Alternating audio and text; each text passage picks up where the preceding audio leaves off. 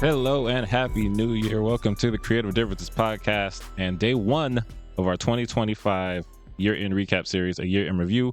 We talk about our favorite movies, y'all. My name is Dallas, and if you don't know my favorite movie of the year, you don't know me at all. It's nice to meet you. Hi, I'm Gabby, and this episode I will be a giant disappointment, but the rest of them, I promise I will not. I'm Cassie, and Gabby, you can never disappoint me. You're great. Aw. Oh. And I'm Demi, and thanks to Dallas, I just found out that I have seen 42 new movies this year. Welcome to another episode of the Creative Differences podcast, your one-stop shop for movie reviews, Fancast Fridays, Throwback Thursdays, and a number of other pop culture-related items. Today, we will be talking about our favorite movies of 2025. Welcome to the new year. Welcome to the new year. Before we get into it, like, share, subscribe, do all those things that we've always asked you to do. Because, as always, our New Year's resolution is to build an actual audience. Yay. But Slowly but surely, it's getting there. it'll happen one day. Before we get into it, I'm going to explain how this goes. This is a year in recap. It is a list, top 10 for a couple of us, top whatever for the other two. How it works is if someone has something on their list and another person has it ranked higher, person B will say skip, and then we'll talk about it when we get to the higher spot on the list.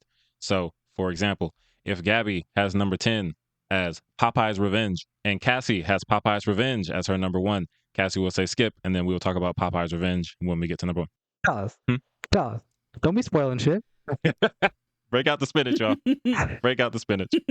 Also, spoiler warning, because sometimes in the year-end recap, if a movie's been out for a while, we talk about it in a way that might spoil some things, because it's like, yo, this movie's been out for a minute. I will try not to do that to the best of my ability. I won't.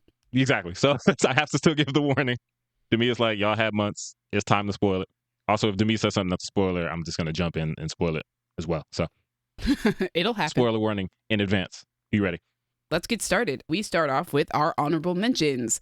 Dallas, do you have any honorable mentions? I do, and as always, I will list anything that was on my most anticipated list for this year where it was. So honorable mentions are Ballerina, which was my number 4 most anticipated, Thunderbolts, K-Pop Demon Hunters, Megan 2.0, which was my number 12 most anticipated, and The Accountant 2, which was my number 7 most anticipated. Damn. Awesome. Gabby, do you have any honorable mentions? No, because I didn't even get 10. I was going to say, didn't I even don't get to know 10. why I'm asking. I know what the answer is. It's very sweet that you did. Thank you. I mean, you ask me, so As always, out of politeness, Cassie, do you have honorable mentions? I do not. Awesome. Love it. Great. So we'll go through my honorable mentions, which are The Roses, Frankenstein, Relay, The Threesome, and K-Pop Demon Hunters. Okay. We both got some K-pop on there. I liked me that movie. I did. I didn't really It was want to really watch fun. it at first, but it won me over. Had a great time. I did too. And the music slaps. All right. 100%. Let's get to our number 10s. Dallas, what is your number 10 movie? My number 10 movie is Black People Make Everything Better, the documentary. It is number 1 on the call sheet. Nice. I never got around to that one. You would love it because it's literally just, hey, Black people be in movies and we're great. It is a documentary. That does feel like it was made for Demi. 100% made for me and to me, and I was so glad. So it's a 2-part film event. Part 1 is directed by Reginald Hudlin, and it focuses on Black men in the movie industry and when they get to that spot as number 1 in the call sheet and like what that can mean for your career and blah, blah, blah, blah, blah. Part 2 is about Black women, and it's directed by Shola Lynch. Yeah, it was just really great to see so many prominent actors get their shine, get a shout out, talk positively about each other. They kind of give like a spotlight section to a lot of different actors, and then they bring in other actors to be like, oh yeah, freaking Eddie Murphy, man, he was killing the game. He was doing this and this and this. Freaking Will Smith, he's like nobody else. Angela Bassett, she a queen. We love her. And it's just so great to watch. I had such a good time the whole year because it came out early this year. I was just like, is this going to be in my top 10 or is something going to knock it out? Because a lot of times documentaries don't always stay there for me. It's kind of hard for me to like compare it to narrative stories. But I'm like, nah, I love this movie and I want to talk about it. So yeah, if you like movies and you're not racist, I recommend number 1 on the call sheet. It's on Apple TV. Nice. I feel like I need to be polite because it just feels rude to just be like, all right, well, we know Gabby and Cassie ain't got number 10, so it's my number 10. Yeah, skip them. Yes. Skip. I mean, you're not wrong. So the way that I'm going to do my rankings is I'm going to tell you guys about the movie, and then I'm going to do what I call a stream of consciousness method, which is while I was writing my notes, I just wrote down whatever I could think of in the moment. It's probably not all of my thoughts about the film, but it's like the things that I love about the film that come to mind in no particular order, just whatever came to mind at the time. These will get longer as we go on. So, my number 10 is One of Them Days. Hey. Oh, I wanted to see I that. love that movie, and it came out just in time, right after the fire. So, yeah. One of Them Days is directed by Lawrence Lamont. It's written by Sarita Singleton, and it stars Keke Palmer and SZA.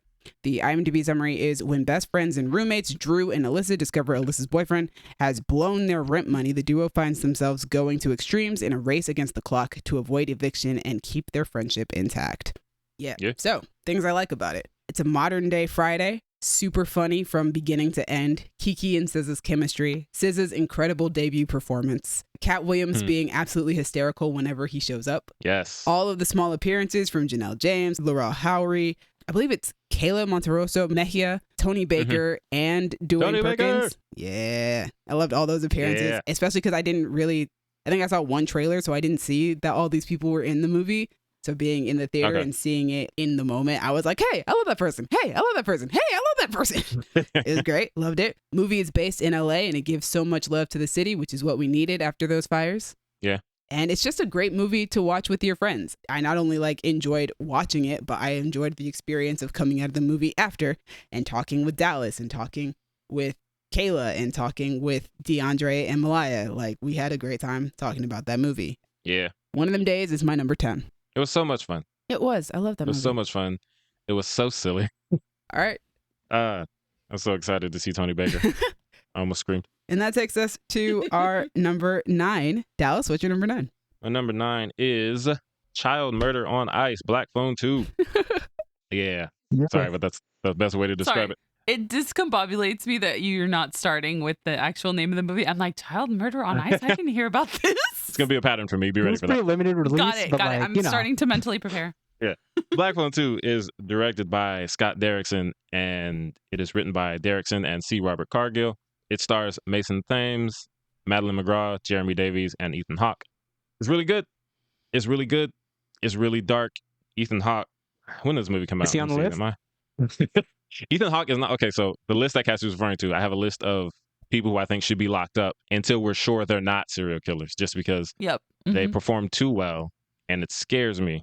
Paul Dano's on the list. Domhnall Gleeson's on the list now after The Patient. Ooh. Ethan Hawke seems like the sweetest man in real life. And I know enough about him from behind the scenes stuff. I'm like, he's not on the list. He's just a good actor. But he's terrifying in this. Is one of the Skarsgårds on the list? Bill? I've seen so much from Bill that's not just him killing people that I'm like, all right, I think you just got some range. Like Nicolas Cage is also not on the list for Long Legs because Nicolas Cage, he's just a weird dude. Got it. About to play John Madden. But yeah, more fantastic performances from Mason and Madeline, who are my standouts from the first movie. The reason I liked it so much, especially Madeline McGraw, she is fantastic all the time. I felt so bad for her. After a certain point, I was just tired of seeing her go through it. Like, yo, I know I'm supposed to be scared, but honestly, I'm just sad. Without context, you might not know what I'm talking about. Cassie will understand. Ethan Hawke had that girl spinning like a Beyblade, and I was like, girl, what? This is so disrespectful. Not spinning like a Beyblade. Yes. That's why, because she didn't have that much going on in the first one. She did, but yeah, damn, this one is her movie. Oh fuck yeah, that's awesome. And she shines. And she's great. What is this movie about? Child Murder on Ice. So is there a black phone? Yeah. There's another black phone. Okay, cool. I will move on, but let me explain for Gabby and the other people who don't know. Black Phone is a story about a kid named Finney. He comes from a family that basically have psychic-ish abilities. Like his sister has visions, and he gets abducted by Ethan Hawke, and he gets put in a room with a black phone. The phone doesn't work, but it works for Finney because the ghost of the previous victims can call him on that phone and talk to him. And that's the premise of the first one. And the second one, spoiler alert for the first one, Finney does not die. And he survives that, and he's dealing with his trauma. That part of the movie is really great, but it's really about, Ethan Hawke is back. And now it's cold. I have a quick question. Is there a mini training montage in this one? Is there a mini training montage? There's kind of like a gearing up montage. I'll take it. Yeah. You're not like shadow that boxing. Training montage in the first one was, yeah. That was good. they're really big on like the fighting back climax in these movies. Hell yeah. Love Yeah. that. But yeah, Black Phone 2, great movie. All right, guys. Do either of you have a number 9? Yeah. Oh, Hey. Gabby. No. Cassie made it to number 9. All right, Cassie, what's your number 9? This was a last minute looking at the movies that came out this year. Like, oh yeah, I did see that. My number 9 is Opus, which is, I don't got stats for it. I just know Iowa Devery's in it, and that's why I watched it. Just with some fuck ass white people. I mean, listen, come on. It's directed by Mark Anthony Green. It was written by Mark Anthony Green. It stars Iowa Devery, John Malkovich, Juliette Lewis, Murray Bartlett, Amber Midthunder, a bunch of other people. It's really about Iowa Devery. The rest of them are just kind of there. Well, her and John Malkovich. But basically, Right. she plays a journalist. There's this reclusive pop star who hasn't made an album in like 20 years or some shit, and then he's gonna come out with a new album. He's inviting people to check it out and like go to his private retreat and like listen to it or some shit. And so she's like, yo, my boss, white man, you're going, take me with you. I want to do this too, because like I'm trying to get my name out there, you know? Mm-hmm. So she does, and it's just a bunch of fuck ass white people who like worship this man, and weird shit's happening, and Io is not happy about it. I wanted this movie to be more than it was, but for what it was, I really liked it. I mean, Io, she don't miss. We know she don't miss. Right. You're right. She good. She carrying this movie, and she's doing an excellent job. And that's what I came there for. So it's like, I'm not mad about it. And you know, John Malkovich does a good job of being really charismatic, but also creepy, and that good sort of back and forth of like, sometimes it's great. Sometimes it's like, that was a little weird, but we haven't gone full weird yet. And then we go full weird. I don't know. I wasn't really feeling all of it, but it's solid. I feel like it's a good, like, sort of thriller. You've seen movies like it. I know you've seen movies like it. Yeah. Weird artist is weird, and everybody's like, oh, it's fine. Why? You're the weird one. You're the weird one for thinking this is weird, blah, blah, blah. Just gaslighting the movie. But exactly. It worked. It really worked. So it's kind of what Him does, but with football and more black people. It is very similar to Him in that regard. Isn't that what the next Anne Hathaway and Michaela Cole movie is about to do too? Which I'm super excited for that one.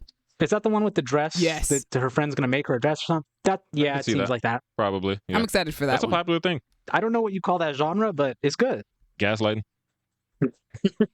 All right, guys. So that takes us to my number 9. My number 9 is Eleanor the Great, which is directed by Scarlett Johansson. It's written by Tori Common, and it stars June Squibb, Aaron Kellyman, Chiwetel Ejiofor, Jessica Hesht, Rita Zohar, and Will Price. And the IMDb summary is, after a devastating loss, witty and proudly troublesome Eleanor Morgenstein, 94, tells a tale that takes on its own dangerous life.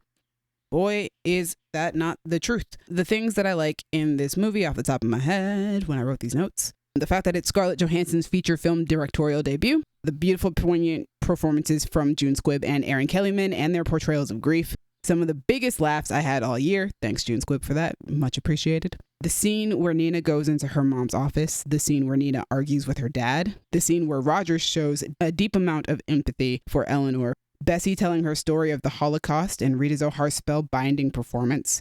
Rita Zohar's entire performance, really, which left me sniffling as I left the theater. The feeling that my grief is seen, and being one of the most heartfelt movies that I saw in 2025. That's my number 9.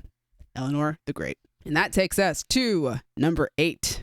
Dallas, what's your number 8? Number 8 is an example of the never-ending benefits of star power, stunt work, and Scientology. It's Mission Impossible: The Final Reckoning. I wasn't sure where that was going. Sir. Okay, but you know some of the money Not he the made from that Scientology. goes to the church. You know. Anyways, my number 11 most anticipated of 2025. Let's talk about who did the things. It was directed by Christopher McQuarrie. It is written by Christopher McQuarrie and Eric Jendresen. It stars Tom Cruise, Ellie Atwell, Ving Rhames, Simon Pegg, Henry Czerny, Angela Bassett. And then features so many fun people. They just keep popping up. Tremel Tillman pops up. Palm Clementif is here. Yeah, what is she doing there? I loved her We character. don't know. She's in the last couple. She's Get in awesome. the She was in the bag. last one. Yeah, she's in the last one. Getting that bag. I haven't seen past Mission Impossible 3. Ooh. You've missed the Yeah, best getting- ones. They're getting real fun. Yeah. That's what I heard. Like you've missed all the best Mission Impossibles. But yeah, this cast was made for me specifically, and I just have to rattle off some names. So I said Palm, Esai Morales, Janet McTeer, Nick Offerman, Hannah Waddingham, Tremel Tillman, Shea Wiggum, Katie O'Brien, Carrie Elwes is there. Like, What are you doing here? it's just What are they all doing here? It's That's so the random final group. reckoning. We had to get it's all the the final people. reckoning Got it. Is this the last one? This is the very last one? Or Supposedly. the second to last one? in theory. Okay. But you know, We'll Listen, see. if they've all been called Mission Impossible, clearly they're possible. So he can they're keep very, going. very possible. Barely, but yes. Impossible unless you're Tom Cruise. Yeah. Your mission, if you choose to accept it, is possible. Anyway, I liked the cast and how it was just like revolving door of people I love showing up on screen. Yeah, Nick Offerman, what are you doing here? Right? Hannah Waddingham does an American accent, and I was like, That's crazy. Rebecca Wilson. Tremel Tillman comes in and steals the show for the like Ooh. 5 to 6 minutes he's on screen. Angela For Bassett real? is the That president as short? she should be. Angela Bassett. I'm gonna tell you, Demi, my Letterboxd review starts with Angela Bassett as the president just feels right. Because it does. It does. I like pretty much everything about this movie except for the runtime. It is 2 hours and 50 minutes. That is pretty long. a long And- time. That's a long And y'all reckoning. know me and how I feel about these long ass movies. But I will say, as long as it is, and you do feel the runtime, it never feels boring. And that is an Impressive. achievement. Because nigga, I was there for 3 hours. And Tom Cruise is running, he jumping, he in the water, he in the streets. They shooting guns. Haley Atwell, love you, girl. There's so much to love about this movie for me. And I'm so glad to be at a point where now I can watch the Mission Impossible movies and remember them. What is this, the 8th? This is number 8. Yep. It's a 10th, I thought. Oh. MI8. Yeah, in my 8th. This is the 8th. And I think I've seen about 6 of them. And I remember 2. But this is one of those 2. And I'm glad it is because it's What's awesome. the other one that you remember? The Is one it the right gun before locking? The, like, Oh, I remember Dead Reckoning. I remember the gun pop lock that Superman that does. one's 7. in Actually, Fallout. I have seen number 7. That's I was not number confused. 7, that's I didn't number know what was 6. happening. True. Huh? That's number 6. Oh, I apologize. Final Reckoning is a part 2 because the Yeah, last one was Dead 7 Reckoning. is where we get Palm Got it. Clementif and Haley Atwell and probably a bunch of other people. Got it. 6 is Henry All I Cavill. remember. 5 is the first time Rebecca Ferguson shows up. 4 is the one with Paula Patton and my favorite. Hey, 3 is the one, Philip Seymour Hoffman. yeah, That's the one. Philip with- Seymour Hoffman. 2 is Yeah. the one with all the slow-mo, and 1 is 1. The one is one. Yeah. When he was a little baby. But yeah, great movie. If you're a fan of Mission Impossible, you'll probably love it. Shout out to Poker Face, the TV series, because that locker combination that was just a ranking of Mission Impossible movies is That was great. basically my Mission Impossible ranking. That was great. Nice. And that's my favorite episode of Poker Face, by the way. Great. All right, Gabby, do you have a number 8? I do. What's your Hey. number 8? My number 8 is The Accountant 2. Nice. I waited almost a decade for the sequel. Yeah. Also, shout out to my coworkers because the only reason I saw this is because they put it on. Okay. So I was like, oh, we're watching this. They were like, we're watching The Accountant 1 and The Accountant 2. And I was like, cool. And I think I was one of the only people that finished both. So yeah, shout out to them. It was everything I wanted it to be, kind of. Fair. Parts that I loved. Ben Affleck. John Bernthal's eternal search for a puppy. Hell yeah. And then his getting a cat instead, spoilies. The biggest spoiler of the movie, by the way. Yeah. What I didn't like is what went from like a one-man situation in like man in the chair situation became like a whole team of man in chairs. And I was like, this is silly. I don't like it. Yeah. Yeah. And it also felt mildly exploitative for the children. The Autism X-Men was a bit much. I didn't like it. I didn't love that. But the rest of it was amazing. And I thought it was awesome. And I didn't ever think I was going to get a sequel to this movie. Also, I didn't like that Anna Kendrick is just gone. I loved her character. I loved that little baby romance. Yeah, she was fun. I loved it. But the vibes were there. The general grit of the movie was still there. And they sprinkled a little bit more comedy in, which I appreciated. And I got way more of the brothers and their dynamic because I really did like their dynamic at the end. But the whole Yeah. movie, I was like, who is this other man? Why is he around? And then you find out it's his brother. Yeah. So The Accountant 2. Let me give you some stats really quick because I don't think I covered that. The Accountant 2 is directed by Gavin O'Connor, written by Bill Dubuque, I think. I think the Dubuque. There you go. Ozark Man. Apologies to Bill Dubuque for murdering your name. Starring Ben Affleck, John Bernthal, Cynthia Addai Robinson, Daniela Pineda, and J.K. Simmons. fun time at the movies. See, It was a fun time at the I didn't movies see that this at the unfortunately we went to go see it before we saw Sinners. So it completely got wiped out of your memory. Yeah. So fortunately for me, that viewing of Sinners was not my first time seeing it. So I wasn't just like, I lost everything that happened before this. I had spent an entire week in Japan, and then when I got home, Yeah. I was like, I'm going to get to go see Sinners now. Mm-hmm. It was to the point where I considered going to see Sinners in Japan, and I was like, no, I'll just wait till I go home. Yeah, see it with the homies and Wumi Musako.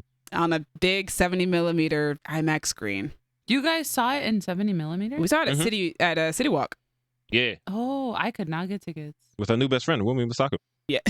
Wait, she did introduce. She me. introduced our movie. Yeah. That we also went to go see Superman at City Walk on the big IMAX True. screen too. That's where I used to go see movies with my cousin. It was the only way we were allowed to miss church, is if he invited us to the movies on a Sunday.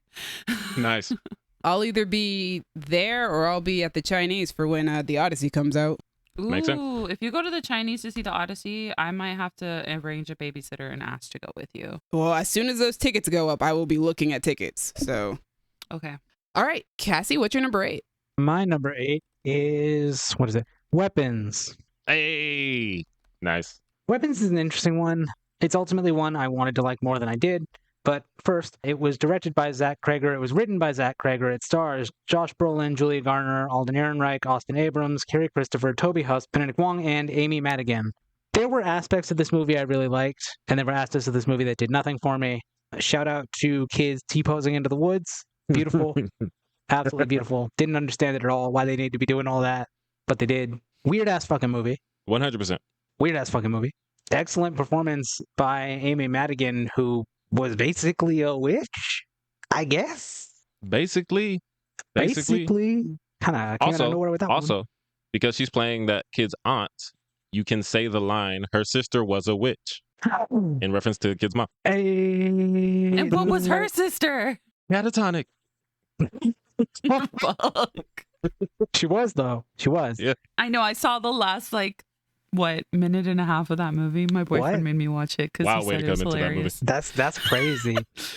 Yeah, it started with Josh Brolin fighting your girl, Yeah. and then it ended with a witch being pulled apart you saw by children. the Yeah, it was hilarious. kid He was murder. like, "This is the fun." He was watching it in his corner by himself because I don't watch scary movies, and our daughter, she's working up to them. And he Starting was early. like, he stopped and he was like, "You guys see this because this is the funniest ending of a movie I've ever seen in my entire life." And he made me watch it. So all you saw was a bunch of kids turn that lady into a blooming onion, and you have no and context. then yep, and then standing around in a circle, real creepy, like, and that Josh is a Brolin really taking his good. baby, Oh, that's a really good description. Thank you. yeah, like a blooming onion. They Yep, peeled that lady like that- string cheese. They were just. Yep. It was hilarious. He was like, "This movie's really good," but that ending is the funniest thing I've ever seen in my life. And also the way Josh Brolin snatched his son, that's how I would have snatched my baby, even if she was catatonic afterward and Yeah. not really speaking. I would have that kid snatched my baby like that. I would have been like, "Fuck the curse. I just want my baby. I'm going to take her home now." I also liked it and wanted to like it more than I did. I was kind of joking earlier when I said after a certain point in Black Phone 2, I was just getting sad. But this movie actually just gets sad for me at a certain point. And I was like, man, I came here to be scared. This isn't fun. Like, I think Aw. I was scared at first, and then when we found out what was actually happening, that kind of killed it for me. I was like, this is the direction this is going? We Mm. set up this big mystery, and this is what it was? Yeah, I guess I couldn't Where have would guessed you have it. liked it? Where would you have liked it to go, Captain? So I thought there was going to be some weird, like, government thing. I thought they were turning the kids into weapons for something. There was a whole thing. There's a shot of a radio tower, and I thought that's going to be significant. And then it wasn't. We were just looking in the radio tower's direction, which was weird. Oh, yeah. And then they just go completely out of left field with surprise. It's this. And I'm like, oh, okay, sure. Why not? I guess. That's fair. Horror movies are like that sometimes when like they build it to a big mystery and then the reveal can either work for you or not. Yeah. And if it doesn't, it can really pull it down. This one, it worked for me. The reveal, I was like, oh, okay, Mhm. that's cool. And then it just got like, oh, and I'm sad. But you Yeah, know good what? time. Shout out to not having a terrifying naked old lady. So Yeah, I Zach appreciate that Cregger you is didn't do that twice. Getting out of his comfort zone. All right, guys. I'm pretty sure my number 8 will be our first skip of the day. My number 8 is The Fantastic Four: First Steps. Skip. Yeah, skip, that's a skip, skip, skip, skip. So that takes us to our number 7. Dallas. I'm pretty sure my number 7 will be our second skip of the day. It is Superman. Skip. Skip. Yeah. Returning the skip, sir. Gabby, what's your number? What's your number 7? I don't think mine's gonna get skipped. My number 7 is Ballerina from the universe of John Wick. Ballerina. Hey. Nice. Or the world of John Wick. You just say ballerina. It's fine. Oh, okay, cool. Directed by Len Wiseman, written by Shay Hatton, starring Ana de Armas, Angelica Houston, Lance Reddick, Norman Reedus, Gabriel Byrne, Ian McShane, and Keanu Reeves. Again, this is one of the movies that I watched this year. One of the few. I was really excited about it, and I really like the stunts, which is why it is above The Accountant. I really like that it's very clear that Ana de Armas is brand new at this. I thought they were going to trick us a little bit and give us a John Wick kind of person, but no, she's not. She's just kind of like improvising and trying to figure out how it is that she fights. She's trying really hard not to die. And I like that, spoilies, when John Wick does come in, he's not immediately defeated. In fact, he is fucking John Wick. Yeah. The whole time. And I really appreciated that. I didn't want another John Wick. I wanted somebody new. And that was one of the ways that you can differentiate this character is by making it so that the playing field is a little bit more even with her when she's fighting. The story was interesting. I thought that Angelica Houston was going to be a much sterner, much scarier character. Turns out she's a big old softie. Love that for her. Just had a good time. I didn't realize it was going to be that delightful, and it was. I actually finished it. It's a fun I really enjoyed that movie. In my review, actually, my favorite thing that I wrote was, if John Wick's weapon is a pencil, Eve's is a grenade, which is the perfect embodiment of who these characters are. Yo, she used the crap out of grenades. Every time. I was like, damn, girl. Baby girl was going to use a grenade. Dude, there was a couple times where she could have just grabbed the gun real quick and brap, brap, but she was like, you know what? Let's explode them instead. Said, and boom, I was boom. like, good for you. My favorite thing about her was how resourceful she was. So if she needed a metal pipe, if she needed an ice skate, it didn't matter. She was going to use whatever was at her disposal to kill you. Yeah. John Wick does that too. He's just skilled at it. And it's so much fun to watch Eve struggle. Yeah. Mm-hmm. She has to figure out how to use it. But also, that's something like, so stunt people are very cognizant of, this is a woman fighting, and she's not necessarily going to be stronger than everyone that she's around, right? You can believe that of a man, a little bit less of a woman. So they have their women fighters use their environment a lot more because that's an edge that you have. You saw it in Atomic Blonde, and now it's something like this. Yeah. I appreciate that too. I don't have to completely suspend my disbelief. There is obviously some belief suspension here. Oh, yeah. It makes a little bit more sense, you know, when she's grabbing a bunch of stuff versus when Keanu Reeves just like punching people. But also the flamethrower scene. Oh, that was How? cool. Fantastic. How? That was so much fun. A lot of this movie and a lot of all John Wick movies, at a certain point, you feel like you're watching a video game playthrough with like the cheat codes on. Yeah. Like, Mhm. You've unlocked the flamethrower. And I'm like, that's exactly what I come to these movies for. And then I'm when having she's a great time. shooting the water hose against the flamethrower, sick. Mhm. That was cool. I was like, is it ice versus fire or water versus fire? Okay. Anyway, it was delightful. I had a good time. And I really liked the hunting scene. And also, I love that scene just ended in fucking mess. Because normally those scenes are a little funny and silly. It was great. Yeah, it was a fun time. Also, David Castaneda, didn't know he was going to be in the movie. That was a really fun I didn't sight to either. see. Yeah, I was very excited when I saw him pop up in the first scene. Who's that man? Sorry, let me see. Her dad. Yeah, he plays her dad. He's in Umbrella Academy. And he was in That's where he Poker was Face. from. Yeah. I was like, why does he look so familiar? Okay, I know who that man is. And that scene was adorable. Oh my Until it God, it broke wasn't. my heart. Yeah, it broke my heart. I was like, oh, 10 out of 10. Cassie, what's your number 7? My number 7 is Final Destination Bloodlines. Ooh, okay. Yo. There's a new Final Destination. It was good. Dude, I only knew that movie was coming out because it had an epic Their marketing campaign was sick. The marketing. I did not see the marketing campaign because I was avoiding it. Yeah, no, Cassie, we had the log trucks driving around with Final Destination Bloodlines written on the side of the truck. That's fucked up. It was crazy. That's fucked up. Also because that doesn't even... Never mind. Anyway, Final Destination Bloodlines, directed by Zach Lipovsky and Adam Stein. It was written by Guy Busick and Laurie Evans-Taylor. It stars Caitlin Sanajuana, Tio Briones, Richard Harmon, Owen Patrick Joyner, Anna Lore, Breck Bassinger, and Tony Todd. And it is Tony Todd. a Final Destination movie. It is exactly what you expect. Hell yeah. Ain't mad about it. I did like that there was this one is like, it's a lineage thing of like, this lady was supposed to die and her baby was supposed to die and that didn't happen. So Death is like, yo, I'm coming for your whole family. All That's them bitches dead. crazy. Every single one. But that's great because then they can do stuff in the movie where it's like, wait, but actually, that's not your real dad, which means you're not related in this way, which means, oh my God, it wasn't going after you next. It was going after this one who's outside and is going to die right now because we didn't know that they were next. Like, you know, That's Final Destination does that shit where it's like, oh, it skipped you, but then it didn't skip you, but then you weren't. And then, you know, and it's just fun. Final Destination movies, you know exactly what you're going to get. Some ridiculous ass deaths. and they are. But I love that they do all the fake outs first of like, you think it's gonna be this? You think it's gonna be this? Oh, you tripped and you ran to the. Nope, that wasn't it. Nope, that wasn't. I just love it. They're so silly and they're so fun.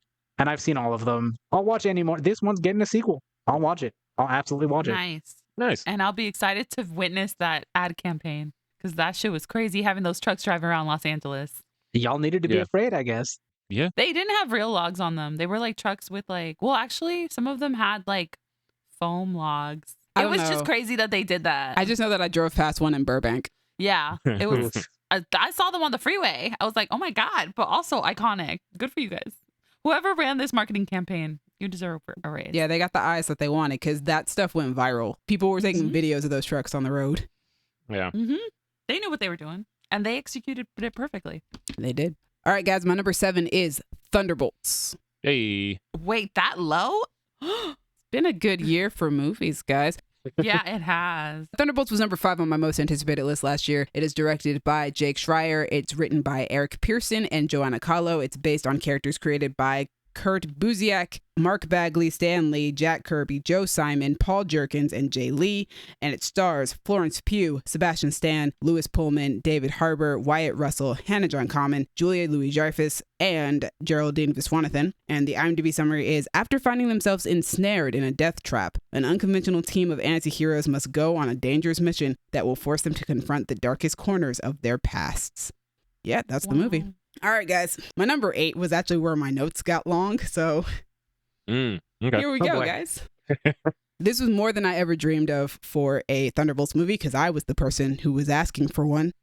I just knew Sure. that I wanted one. Love the team dynamics, Florence Pugh's performance as Yelena Belova, Daddy, I'm so alone.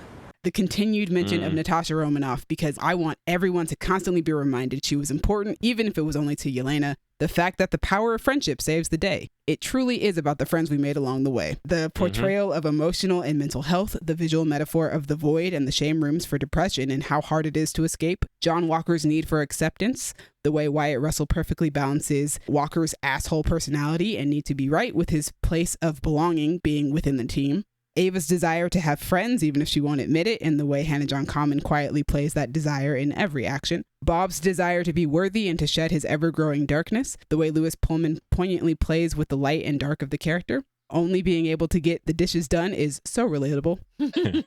Alexei trying his best to be a good dad. David Harbour's humor and warmth. Bucky finally getting to be the sane one of the bunch, and Sebastian Stan getting to bring his MCU seniority into the character. The character first approach to the story. The fact that Ava is the one to make the kill shot in the kill room, and then the one to make the saving blow in the shame room. Yelena and Ava being Walker's most annoying little sisters. Yelena being Ava's first friend. The design for the void being absolutely sick. The cinematography and color grade for the movie, Yelena's stunt work in the first scene, the long shadows in the hallway fight foreshadowing the void. My favorite MCU ensemble since the OG Avengers team. It's like the Avengers domestic tower fanfics come to life. These are my Avengers, new Avengers for life. Those Nice. are my kids. I love them. That's a good movie. I love that movie so much. I thought it was going to be good, but I was genuinely shocked by how good Thunderbolts was. It's a great time. It was a great time. Great cast, great comedy, great action, great Florence Pugh. Also, Nice. Ava being the one to be willing to risk her life to save Yelena, even if Yelena's dead.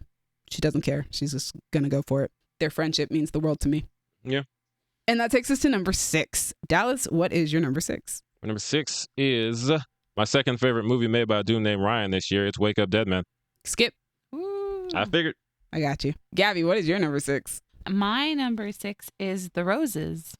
Nice. Great movie. Oh, yes. Yeah. I was like surprised. So The Roses is directed by Jay Roach, screenplay by Tony McNamara, based on The War of the Roses by Warren Adler. It stars Benedict Cumberbatch, Olivia Colman, Andy Samberg, Allison Janney, Sunita Mani. Is it Ncuti Gatwa. or Shuti? Thank you. Shuti Gatwa, Jamie Demetrio, Zoe Chow, and Kate McKinnon. I just saw this movie like maybe a couple hours ago.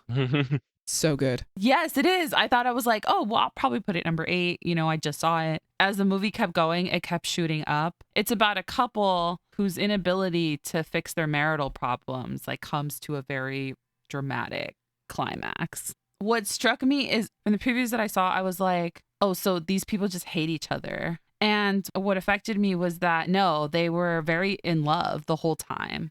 And they just kept putting their problems on the back burner and the back burner and the back burner.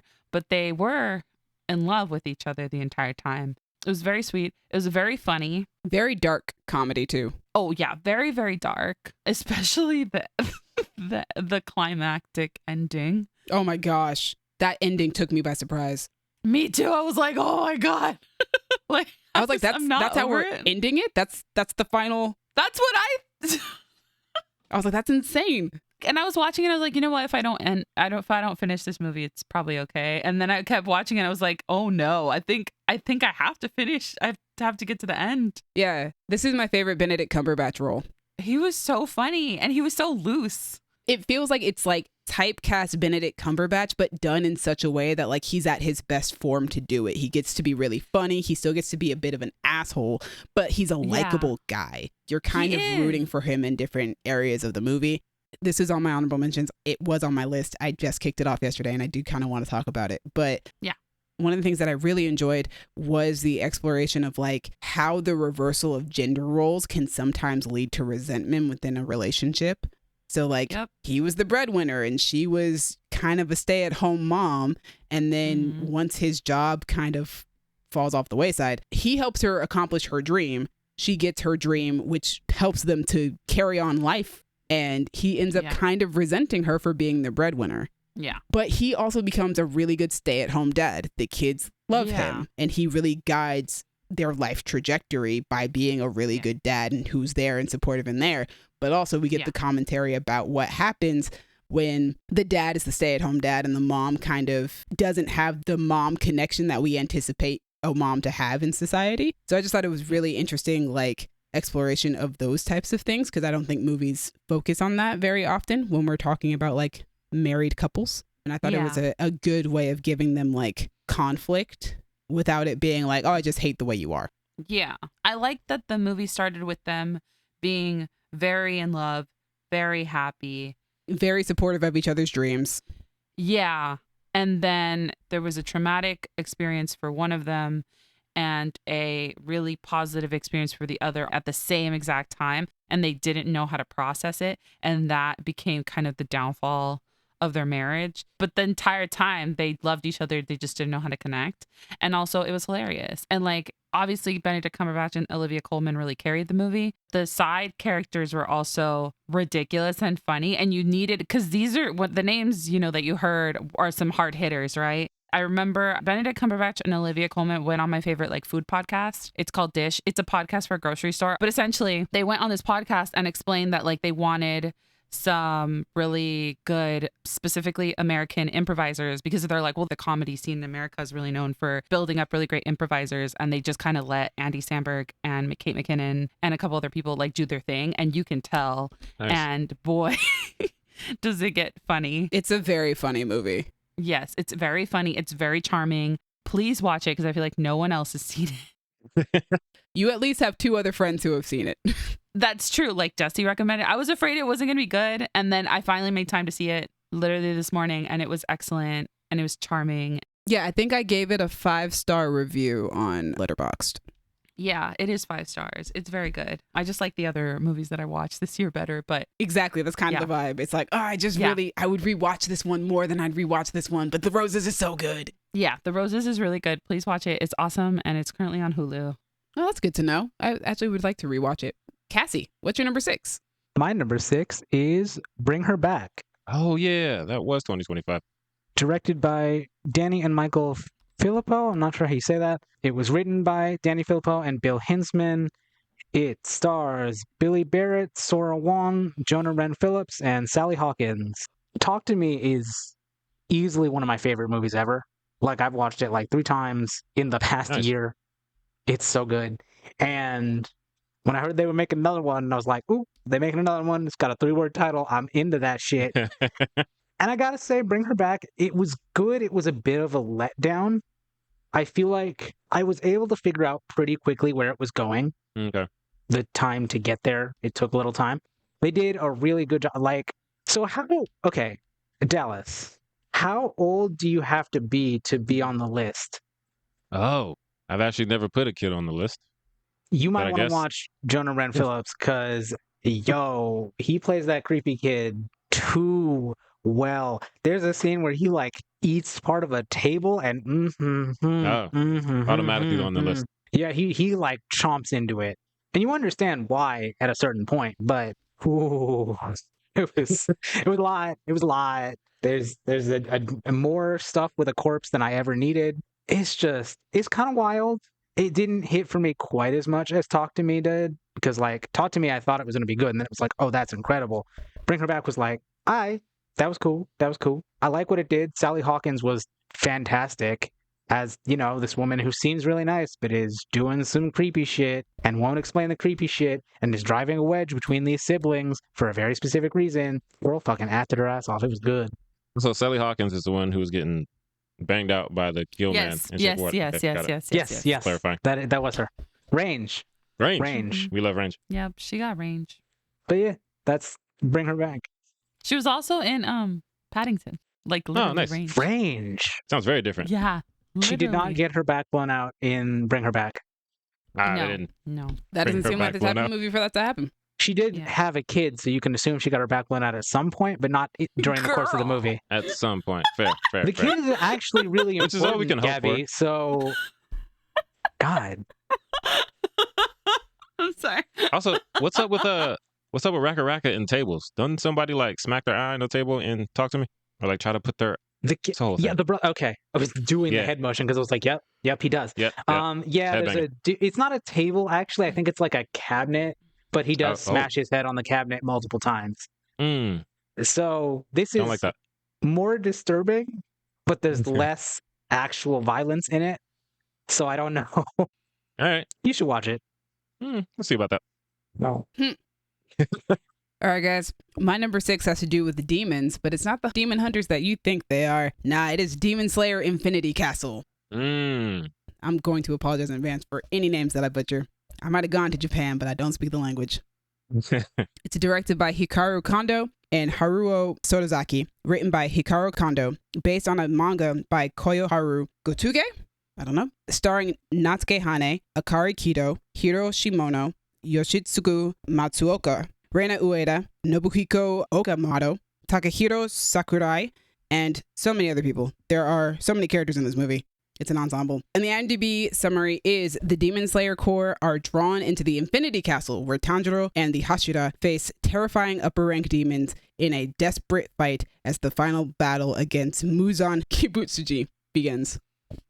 AKA Michael Jackson. So, oh man. Infinity Castle gave me that glorious feeling of watching Infinity War all over again, which is funny because they both have infinity in the title. Yeah. It's one of the best examples of fight scenes being used to express emotion and character arcs. Almost every sequence of this movie is a combat sequence, but you're emotionally invested and you feel the stakes of every single fight. The animation is absolutely stunning, as it always is in Demon Slayer movies, but oh my gosh, just pristine. It's art. Also, because the Demon Slayer combat has such great design to it, just having your animation be like on 10 at all times, it just makes it even more beautiful. Combat choreography is incredible. Akaza's backstory and ending made me cry, which shouldn't be surprising because most of the anime villains I've come across have the most heartbreaking, sympathetic backstories ever. This backstory might be Daki and Gyutaro's for me, and I have talked about their backstory before on this podcast and how much I love it.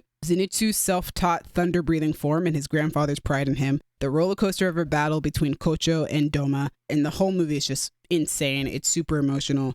It's hard for me to recommend it to people who have never seen Demon Slayer. We're in the final stretch of that anime. The last arc of the anime is going to be these 3 movies. This is the first one. So like, I recommend watching Demon Slayer, the anime, like the TV series. It's actually my second favorite anime that I've come across so far. And then watch this movie. But like, if you're just down to see like the really insane combat sequences, because we're talking about like, I don't know, like a 2-hour movie and maybe an hour and a half of it, most of it is fight sequences. They are like considerably like long fight sequences, but they're so emotional and they've got arcs of their own. Demon Slayer is like a masterclass at how you make your fight scenes emotional. So my number 6 is Demon Slayer Infinity Castle. Cannot wait for the next one. That takes us to our top 5s. Top 5. Woo! Dallas, what is your number 5? I don't know if this is gonna get skipped. If it is, it's by Cassie. This movie made me think I'm rooting for everybody black has never felt so bittersweet. It is The Long Walk. Skip. I figured. Gabby, what's your number 5? This might get skipped as well. My number 5 is Fantastic Four: First Steps. Skip. We moving. Cassie, what's your moving. number 5? My number 5. I don't know if it'll get skipped. My number 5 is K-pop Demon Hunters. Oh, hell yeah. Let's do. Oh, I thought you didn't get through it. What? No, I said I had trouble getting through it. Oh, Got it. I misunderstood you. I'm not getting skipped. My number 5 is The Life of Chuck. Oh, yeah. Wow, that was good. That was a fast round, y'all. Yeah, we Look at circled us. right back to me. All right, guys. Directed and written by Mike Flanagan, based on a short story by Stephen King, and it stars Tom Hiddleston, Jacob Tremblay, Benjamin Pajak, I believe is how you pronounce his last name. I don't know. Chiwetel Ejiofor, Karen Gillan, and Mark Hamill. Bunch of other people as well. And the IMDb summary is a life-affirming, genre-bending story about 3 chapters in the life of an ordinary man named Charles Krantz. So finally, my first Mike Flanagan project, and I get the appeal. Hey, welcome to the gang. The whole feeling and message of the film, probably the best I felt coming out of a movie this year. A wonderful story about the beauty of life, the moments that make us, and the little things that make life worth living to the fullest. How each life is its own universe. A very interesting structure that I think pays off far more than playing this story chronologically. My favorite Tom Hiddleston role off the dance scene alone. The cinematography is great and even beautiful at times, philosophical and poetic without being pompous and hollow. More about the vibes than about the plot. All the lore drops in the first part that end up paying off throughout the rest of the film. Young Chuck teaching people how to moonwalk in Chucks, relatable. The scene between Chiwetel and Karen on the phone. The scene between Chiwetel and Carl Lumley. The one horror scene when Mark Hamill comes around the corner. Terrifying. The one scene with Matthew Lillard. Jacob Tremblay's final moments of the movie. My only critique is that he should have been in this movie more. Yeah, it's an optimistic existential piece about seeking joy. And I'm all about that. So my number 5 is The Life of Chuck. Nice. I would say that I liked The Life of Chuck. I really liked the beginning of Life of Chuck. Like that whole mysterious way that they're starting the story. I'm like, what is going on? I was all in for it. But yeah, love me some Mike Flanagan in whatever form he takes. Yeah, I'd love to watch more of his stuff, but I can't. So Get spooky, Mike. if that's the only one I'm going to get to watch, it was one of my favorite movies this year. And I loved everything that he wrote in that script. It was beautiful and profound. Nice. And that takes us to number 4. Dallas, what's your number 4? Number 4. My number 4 is Even in Space, These Snow Bunnies Can Be Trouble. My number 4 is Predator Badlands. Yay! Yo. I love this movie so much. Why you gotta do it like that? I mean, hey, I calls it like I sees it. Snow Bunnies Be Trouble. I guess that also applies to Fantastic Four. Wow. It applies to a whole lot of things. That's I don't know if it applies to Fantastic Four. Sue was perfectly fine. I'm just As a saying. mother, she was not out of pocket at all. Yeah, she's a great snow bunny is what I was going to say. That doesn't seem like things to say. Predator Badlands is directed by Dan Trachtenberg and it's a screenplay by Patrick Eisen, or Aisen. It stars Demetrius Sooster, Kola Matangi, and Elle Fanning again. Man, I love it so much. Elle Fanning is the aforementioned snow bunny. Mm-hmm. She also plays a more troublesome version of her. I'm not going to get too much into any spoilers for this because at time of recording, it came out last month. So, you know, some people take their time. Whatever. It's really That's good, though. me. Like, I want to see this shit so bad. I'm just waiting. oh, you haven't? Okay, perfect. I'm about to spoil several movies for y'all. Uh-oh. Okay, Cassie, I won't spoil this one for you. Appreciate it. Very good. It's so much fun. It is surprisingly funny for a Predator movie, due in large part to Elle Fanning, who I became a fan of through this movie. She's great. She plays dual roles, which is always my thing. I always love that. She's great at both. Deck, who is the Yautja that we're following, is just, he's surprisingly funny. The best Predator. Best Predator. We love Deck. That's my guy. Everybody else can go home. The way that they do, you know, certain Predator boxes that you have to check of like, okay, the protagonist has to learn the environment and learn about what they're up against, but you're getting it from the point of view of the Predator instead of a human facing a Predator. They made it work. Like, I didn't think I would walk out of a Predator movie thinking that was really funny, and I like that. But it wasn't too corny. Like, she was comic relief in a great way. They have an adorable little animal sidekick character whom I love and want to protect at all costs. Although they don't need your protection, to be clear. After a certain point, yeah, it's like, oh, you good. But just the cuteness wants me want to protect her at all costs. I love so much about this movie. I pretty much have no complaints about it. I hope Dan Trachtenberg never stops making Predator movies. Dan, if you got something else you want to do, sorry, this is your life now. You make Predator movies for me specifically. You work for me now, Dan. Dallas is the captain now. I'm the captain now. And great movie. Love everything about it. It's so much fun. Sometimes you just want to go to a movie and have so much fun. But even beyond that, there's a lot of emotion. The beginning hits hard in a way I wasn't expecting. These clickety-clack dreadlock aliens, I don't know how to describe them better than that. But they really got me in my feelings watching these things. But I love them. And I love the movie. Dan Trachtenberg, you got it. Gabby, what's your number 4? My number 4 is K-pop Demon Hunters. Hey. Bra, bra, bra. Cassie, do you want to go first? I can, but that means I have to read the shit. Okay. Oh. K-pop Demon Hunters, directed by Maggie Kane and Chris Appelhans, I guess. That is the most German name I've ever. My God, man. Starring Arden Cho, An Hyo-sup. I'm gonna murder these names. I'm sorry. Mei Hong, Ji Young Yu, Yeonjin Kim, Daniel Dae Kim, Ken Jong, and Lee Byung Hun. Y'all know what this is. Even if you haven't seen it, y'all know what this is. They're K-pop idols. They hunt demons. They got some banging songs. Like, y'all know what this is. Dude, the songs are certified bangers. The songs are bangers. Golden stays stuck in my head.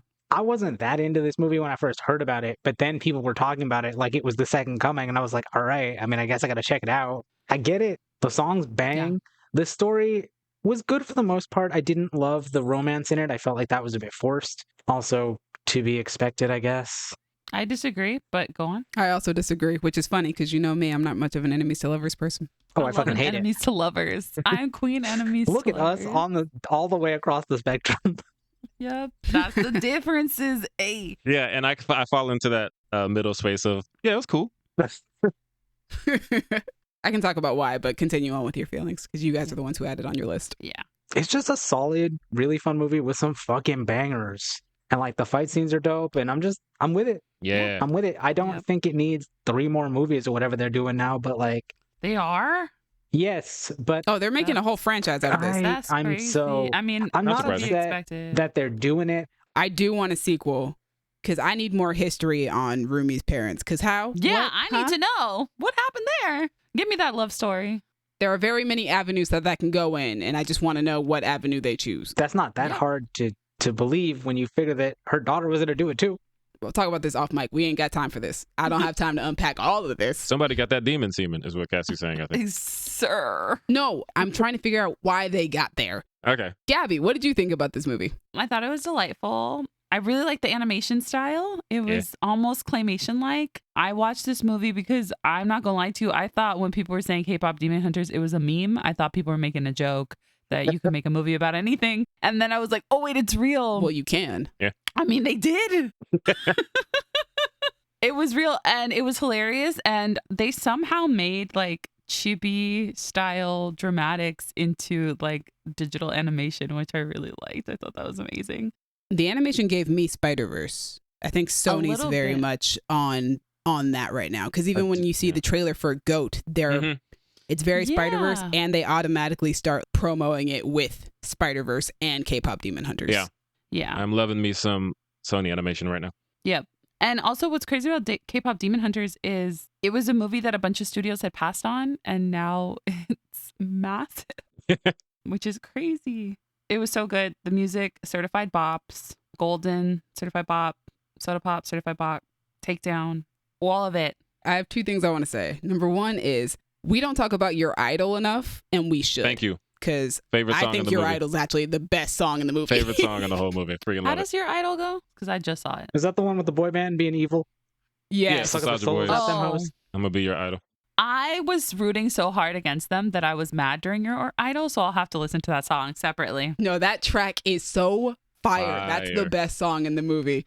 You would love the boy band track. Well, it was funny because I saw one of my favorite content creators made a video that was like, Your Idol is for the religious trauma girlies. And I was like, oh, okay. That's funny. Second thing I want to say, that we were talking about the love story in the movie. I actually really enjoyed it. Yeah. And that tiger demon thing that connected them was also adorable. Go on. Adorable. I think that they did the enemies to lovers trope very well. Like they did it correctly, in my opinion, which is that the enemy is meant to represent your darker side. It's meant to represent your protagonist's darker side. And by falling in love with your enemy, falling in love with your dark side, you are therefore embracing your darker impulses and your darker side and consuming it and bringing it as a part of yourself and accepting that part of yourself. And the movie makes it very clear and very obvious that as she falls in love with Jen, who is her dark side, she is also embracing the part of herself that she can't bring herself to accept, which is her demon side. And I was like, oh, you guys did this perfectly. This is actually how enemies to lovers should work. It should be this. I feel like there's no wrong way to do enemies to lovers. There is a wrong way to do enemies to lovers. I mean, I feel like that's way too bold. But I feel like there's a lot of really great ways to do enemies to lovers. I really like your description. That's excellent thematically. Well, that's what the trope is thematically. I don't think that is the general interpretation of what that trope is supposed to be. I feel like the trope is mostly, oh, I hate this fuck, but I'm a fuck him. You know what I'm saying? Like, yeah, that's what I don't think most people look at it with that lens. We don't have time to dive into the archetypes of storytelling. Symbolism-wise, that is it. I just want to say, weird ships aside, I love the movie for representation and animation. Two things that I really, really like. And I'm very happy that this movie exists. And it makes me happy. Yeah, it was delightful. I'm glad that it exists. And honestly, can't wait for the sequel. Yeah, I'm definitely going to watch it. And I hope it has even more bops. Yeah. Cassie, what is your number 4? Oh my God, that was right. That was Gabby. I'm assuming my number 4 is getting skipped because it hasn't come up yet. My number 4 is Superman. Skip. Yep. Yeah. Also, it did come up as my number 7, but I also got skipped. And that's why it didn't really come up. Yeah. Okay, my number 4 is Wicked for Good, which was my number 1 most anticipated movie last year. The movie is directed by John M. Chu. It's written by Winnie Holzman and Dana Fox, based on a Broadway musical by Winnie Holzman and Stephen Schwartz, and it stars Cynthia Erivo, Ariana Grande Butera, Jonathan Bailey, Jeff Goldblum, Michelle Yeoh, Marissa Bodie, and Ethan Slater. And the IMDb summary is, after challenging the wizard's totalitarian regime in Oz, Elphaba must grapple with her identity as the Wicked Witch of the West. Meanwhile, the wizard has given Glinda the title Glinda the Good and a public status as the nation's defender against Elphaba. The two witches must make decisions that seal their fates in this second musical installment. Ooh, guys, are you guys ready for some shipper goggles? Let's go. Some shipper goggles. I was like, what? So she said stripper goggles? Yeah, I heard stripper goggles. Wow. I'm so sorry. I was like, I don't know those. Yeah. And then my brain corrected. It was like shipper. Go on. Apologies. Shipper, guys. Shipper. We just were talking about ships. Anyway, this is a long list. Let's go. Cynthia Erivo and Ariana Grande. No good deed. Actually seeing Elphaba do revolutionary work. Elphaba doing a kickflip with her broom. The yellow brick road being a product of unfair animal treatment. Elphaba's entire Wicked Witch look. Thank goodness I couldn't be happier. The Gelfie of it all. Elphaba showing up on Glinda's balcony on Glinda's wedding day like some forbidden romance. Glinda pausing her wedding prep to seduce Elphaba to their side with the wizard. Totally normal bride behavior. Glinda's blue-purple dress. Glinda's hero moment on Feldspar. Glinda keeping a pair of Elphaba's boots in her closet. Again, normal behavior. Elphaba's forest canopy. Elphaba's PG-rated lingerie, aka the sex cardigan. As Long as You're Mine. Ness's Wicked Witch moment. Box transformation and the hatred he exhibits after. Glinda and Box exchange of looks in March of the Witch Hunters. For good. Elphaba and Glinda dancing like they're Jack and Rose in Titanic with rainbow lights behind them during Wonderful. The parallel of Glinda walking down the aisle with Elphaba walking through the animal cages. Blue being the color of Elphaba and Glinda's love. No, I did not analyze that. That is indeed what the cinematographer said. I'm just saying what she said. Orange representing Elphaba's transformation. Elphaba's flashbacks during No Good Deed. Cynthia's acting when Elphaba reveals Fiero's fate to Glinda. So subtle. So good. Elphaba's exile look. The woman who shouted, "What the fuck?" during the trapdoor reveal at my showing. Elphaba and Glinda being framed like Danny and Sandy at the end of Summer Nights during the finale. Anytime Ariana Grande cries, "I'm Not That Girl" reprise. When Fiero points a gun at Glinda and she presses her head to the barrel like a badass. Glinda going from depressed to being the Glinda we fell in love with in the first movie while also becoming the woman Oz and Elfie need her to be. The closet scene that made me sob in the theater. Just look at me. Not with your eyes, with theirs. Because Glinda can only look at Elfie with all the love in the world. The final shot of the movie. I love you. I love you too. And in the words of John M. Chu, it's about the girls, stupid. Thank you, Ariana, for being captain of the Gelfie ship. Those are some of my thoughts on Wicked for Good. Those are the ones I thought of last night when I was writing my notes. Nice. That's my number 4. That takes us to our top 3. Top three. Top 3. Dallas, what's your number 3? All right. I just talked about how much I love Predator Badlands, and I think the only way to make me love this franchise more was to make it animated. Number 3 is Predator Killer of Killers. I knew All it. right. Forgot about that one. Oh, I love it so much. Also directed by Dan Trachtenberg. Another reason this is your job now, Dan. Sorry. Screenplay written by Miko Robert Rutare, which don't know that person, but yo, you and Dan, you work together now. And stars Lindsay Levanchi, Louis Ozawa, Rick Gonzalez, whom I love, and Michael Bain. It is an animated anthology of Predator stories. Ooh. I was like, yo, I'm in. I am That ends here. in an Avengers team up. Right. That's crazy. Everything good I say about Predator movies, you add animation into that, and I'm like, oh, here I am. But we get a Viking story, fire. We get a story of two brothers in Japan, a ninja story, fire. Probably my favorite Predator thing ever. And then we get a story of a World War II fighter pilot fighting against a Predator fighter pilot, because of course they have those. And then they all come together in like the final story. It's all so good. I love it so much. I love the best way I can describe her is Mommy Viking and her story and her fight scenes being. So you didn't have to describe it like that. You chose that specifically. That's what it is. She's a mom and a Viking. right, but you could have just said Mom Viking It doesn't roll off the tongue the right or way. Viking Mom. It doesn't roll off. Mommy rolls off the tongue very well. Oh, I bet Anyway. she does. Her name is Ursa, and she's fantastic. I'm not going to break down all of the stories separately, but they do things in different ways. Obviously, the way a Viking would fight, a big thing that they're like, oh, that's Grendel. We got to go hard. We're Vikings. This is what we do. And it's about revenge for her and protecting her family and just beating this thing's ass. And we get like a oneer of an invasion because they're also invading other Vikings because that's what Vikings do. If you watch the movie, you know why she's Mommy Viking. I don't got to explain that to y'all.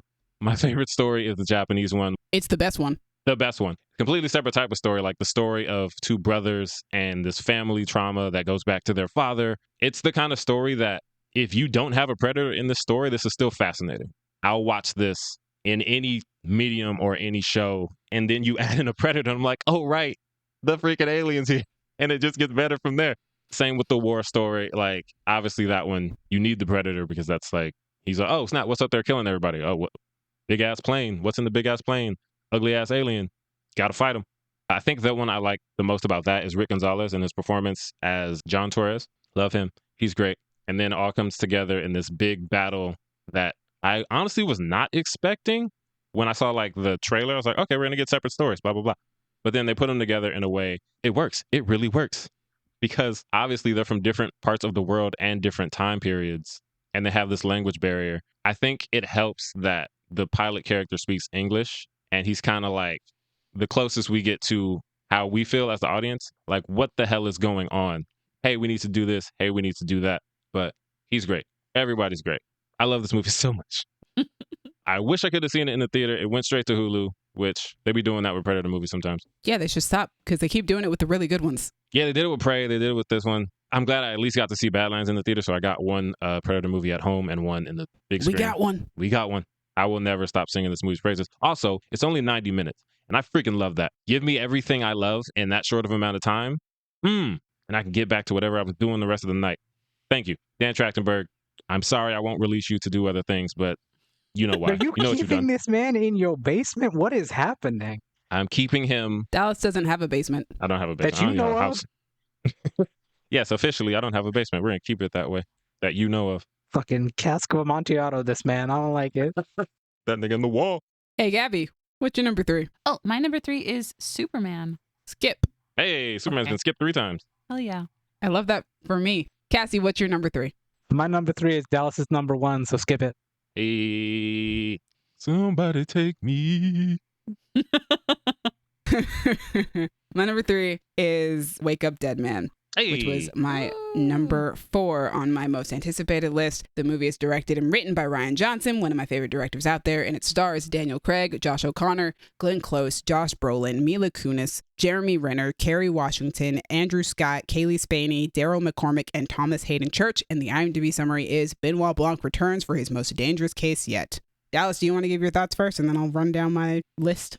Yeah, so this was my number 3 most anticipated. It's just so good. Ryan Johnson don't miss. For me, he especially does not miss with the Knives Out movies. And Absolutely not. one minor critique I have is that the supporting characters aren't as fun for me as they usually are. But this movie makes up for that in a bunch of different ways. Like, it tells the story in a different way. It approaches things like faith, religion of both sides. We get another mean Josh Brolin for like the third or fourth time this year. Josh, what's up with you? Are you good? Wow. You know what? I think he is probably actually great because he's getting it out. He's getting it out. Yeah, he's getting it out. You're right. He's going to be the evil dude in Running Man. He's going to be evil dude in this. He's going to You're be right, Cassie. an angry dad in Weapons. He just needed to talk about jacking off repeatedly for some reason. Yeah, didn't Even expect though that. he's not doing it. Yeah, wild thing to lie about. Great Benoit Blanc, Josh O'Connor. I'm a fan now. Shout out to you, fighting with faith and throwing hands. There's probably a lot of things in Demi's list that are going to cover my thoughts. So, Demi, let's have your list. Let's see. Okay. Let's start us off with Father Judd. Yep. Benoit Blanc's dynamic with Judd. The concept of solving an impossible murder. The theme of cult of personality. Vera's arc. Simone's arc and desperation for something to believe in. Father Judd. Benoit Blanc having his own very significant character arc, using Benoit's final murderer reveal as the big crux of his arc. The scene where Father Judd prays on the phone with Louise Yes. and realizing he Ooh, no that longer scene hit. wants to play Benoit's game. Mm-hmm. Ryan Johnson changing his murder mystery format yet again and doing it well. The more serious and darker tone. The film's various takes on religion through each character, predominantly Benoit, Judd, and Monsignor Wicks. Mm-hmm. Ryan Johnson once again playing with perspective. The Star Wars joke. Just about all the humor, really. Steve Yedlin's cinematography, especially the use of lighting, because the lighting is so beautiful in this movie. Benoit's Easter suit. And yeah, did I mention Father Judd Hell and yeah. him being the best person like ever? He's the best. Ryan Johnson movies all have a 4.5 rating on my Letterboxd, and I love it. That's what we call consistency. Great way to be consistent, too. The best way to be consistent. Yeah. Father Judd is my favorite Knives Out character. He's my favorite Benoit Blanc sidekick. I love that through him we get the first like call out of Benoit for, yo, you are helping people, but this is really for you, man. This is kind Yeah. of a game Yeah. to you, and you need this for yourself. We've seen what happens when you don't get it, and these are people's Yeah. lives. This one, it felt the most like the other people involved had much more of a stake in it. I mean, okay, the first one is like, oh, the family fortune, and the second one is like, oh, we all rich people, and we all had this issue with the. But like this one, it was like, oh, this could really like affect people's lives in ways that you don't seem to be getting right now because you're just having a good time going. And then they could have done this, and then they could have done this, and it's like, dog, this is. Yeah. Be serious, please. Like you're playing a hunter-killer game right now. Yeah, when Dallas and I went to go see it together, along with Kayla and our friend Jesse, one of the things that I brought up after the movie was it feels very much like in this movie, Benoit Blanc's ego is parallel to Monsignor Wick's ego. They both do this for show. It's a performance. They want the attention. They want the praise and acclaim of doing what they do. The difference is what they decide to do in the end with those things. Benoit Blanc becomes a better person when he's called out on it. Monsignor Wicks just doubles down on it instead. Yeah, so good. And I think that's interesting to make the guy who we've come to love after 2 movies, he's our hero, and really like pointing out, no, this is a big flaw of his. Like your detective characters in these movies don't typically change. They're typically flat characters. Everybody else around them is supposed to change. The detective typically stays the same because they're our focus point. They are the moral point of finding the murderer, finding the killer. Right. And in this movie, it's like, no, our detective has to grow. He has to become a better person. And it's like, And it's often in detective stories, the detective is like, you're there to watch them outsmart people and be witty. And like, yes, he does all of that. But also Father Judd is there to be like, yeah, that's fine. That's cute. But can we focus up? Can we make sure that we're actually treating this with the gravity that it deserves? right. Which is good. Are we actually helping people by solving this murder? Right. Or are Yeah. you just doing it because it's fun? Yeah, and I love that about this movie so much. Ooh. I also love that Glenn Close does not say the phrase nappy pussy in this movie. Very Cool. important for me. That was Important for us one all. time, and you gonna hold that against her? For the rest of her life, yes. Every movie I watch. Probably it's like beyond that. when you ask, did Denzel make a guarantee? If I see a Glenn Close movie, I'm like, did she say Yes. nappy pussy? That's not fair. Girl. It's not. She shouldn't have done it. This is her life now. That's Lee Daniels' fault. Anyway, that takes Yeah. us to our number 2. Dallas, what's your number 2 movie? My number 2 movie is the movie that proved Brad Bird isn't the only one who can make a great Fantastic Four movie. It's the Fantastic Four First Step. Fantastic Four. Which, funny enough, was my number 2 most anticipated. I believe it was on my honorable mentions on my most anticipated last year. Oh yeah, let's talk about it. I freaking love it. Directed by Matt Shackman, written by Josh Friedman, Eric Pearson, and the team of Jeff Kaplan and Ian Springer, and starring Pedro Pascal, Vanessa Kirby, Eben Moss-Backrack, Joseph Quinn, Julia Garner, Natasha Lyonne, a little bit, Paul Walter Hauser, and Ralph Ineson. I Innocent? think so. I think it's Einstein. I don't know. I've heard it pronounced both ways. Ralph Deep Voice. Yes. Also based on characters created by Stan Lee and Jack Kirby. Yeah. So a couple things about me. Oh, wait. Oh. IMDb summary is go for it. forced to balance their roles as heroes with the strength of their family bond. The Fantastic Four must defend Earth from a ravenous space god called Galactus and his enigmatic herald, the Silver Surfer. Hell yeah. First of all, my Letterboxd review for this movie is just hell yeah, and a link to our podcast episode about it. So we do have a podcast episode about it. I've talked about it ad nauseum through the year to anyone who will listen. But a couple things about me. I'm the biggest Incredibles fan in the world. I watched The Incredibles as a kid. I fell in love with it. It remained one of my favorite things ever. I waited 14 years for the sequel. I watched that. I loved it more than anyone in the world. And I will wait another 14 years if need be. It's always been my favorite Fantastic Four thing. It still is. But this is also really good. It's because, and obviously I don't want to detract too much from the other ones to use this as an example, but like they feel like a family in a positive way. Like when the Thing and the Torch mess with each other, when Ben and Johnny mess with each other, it doesn't feel mean-spirited. It feels like Two brothers. It's like, hey man, I got you. We're playing around. Haha. We're having a good time. Reed is an awkward, soon to be dad. He's so worried. He's so worried about everything. So relatable, by the way. Super relatable. And Vanessa Kirby. Oh my God. I love her. I'm sure I said it. Also, always serving face. This is my favorite Vanessa Kirby performance. The line, I will not sacrifice my child for this world, but I will not sacrifice this world for my child. That'll come up. Yep. Love relatable as well. Relatable as hell. When she realizes what Reed's plan is and that he just doesn't want to tell her, even though he believes it's the best plan, and like her reaction to it. That will also come up. Yes. Thank you, Demi. It's just so much about this is so good. Joseph Quinn is awesome. Eben Moss-Backrack is awesome. Everybody's awesome. Even Paul Walter Hauser, who shows up a little bit, is freaking great in his scenes that he gets. Oh, yeah. He's only in the movie for a bit, but he's memorable. Yeah. Johnny, don't be mad. I didn't dress you. Fire. What a bar. And my girl, Julia Garner. This is the year of Julia Garner for me. I will talk about that in our actors episode. She's your girl, man. She's my girl. Also, the way that she comes in, she's like, I herald. Yeah. Hold your loved ones close because it's up for y'all. It's about to be a wrap. Do what you can. Say what you need to say because it's about to get ugly. Y'all about to be food. Y'all don't know what food is. That's not the dialogue. Gabby, do you have anything to add to that? I don't, other than, aesthetically, I loved this world. 10 out of 10. As a mom, this movie was heartbreaking and incredibly relatable.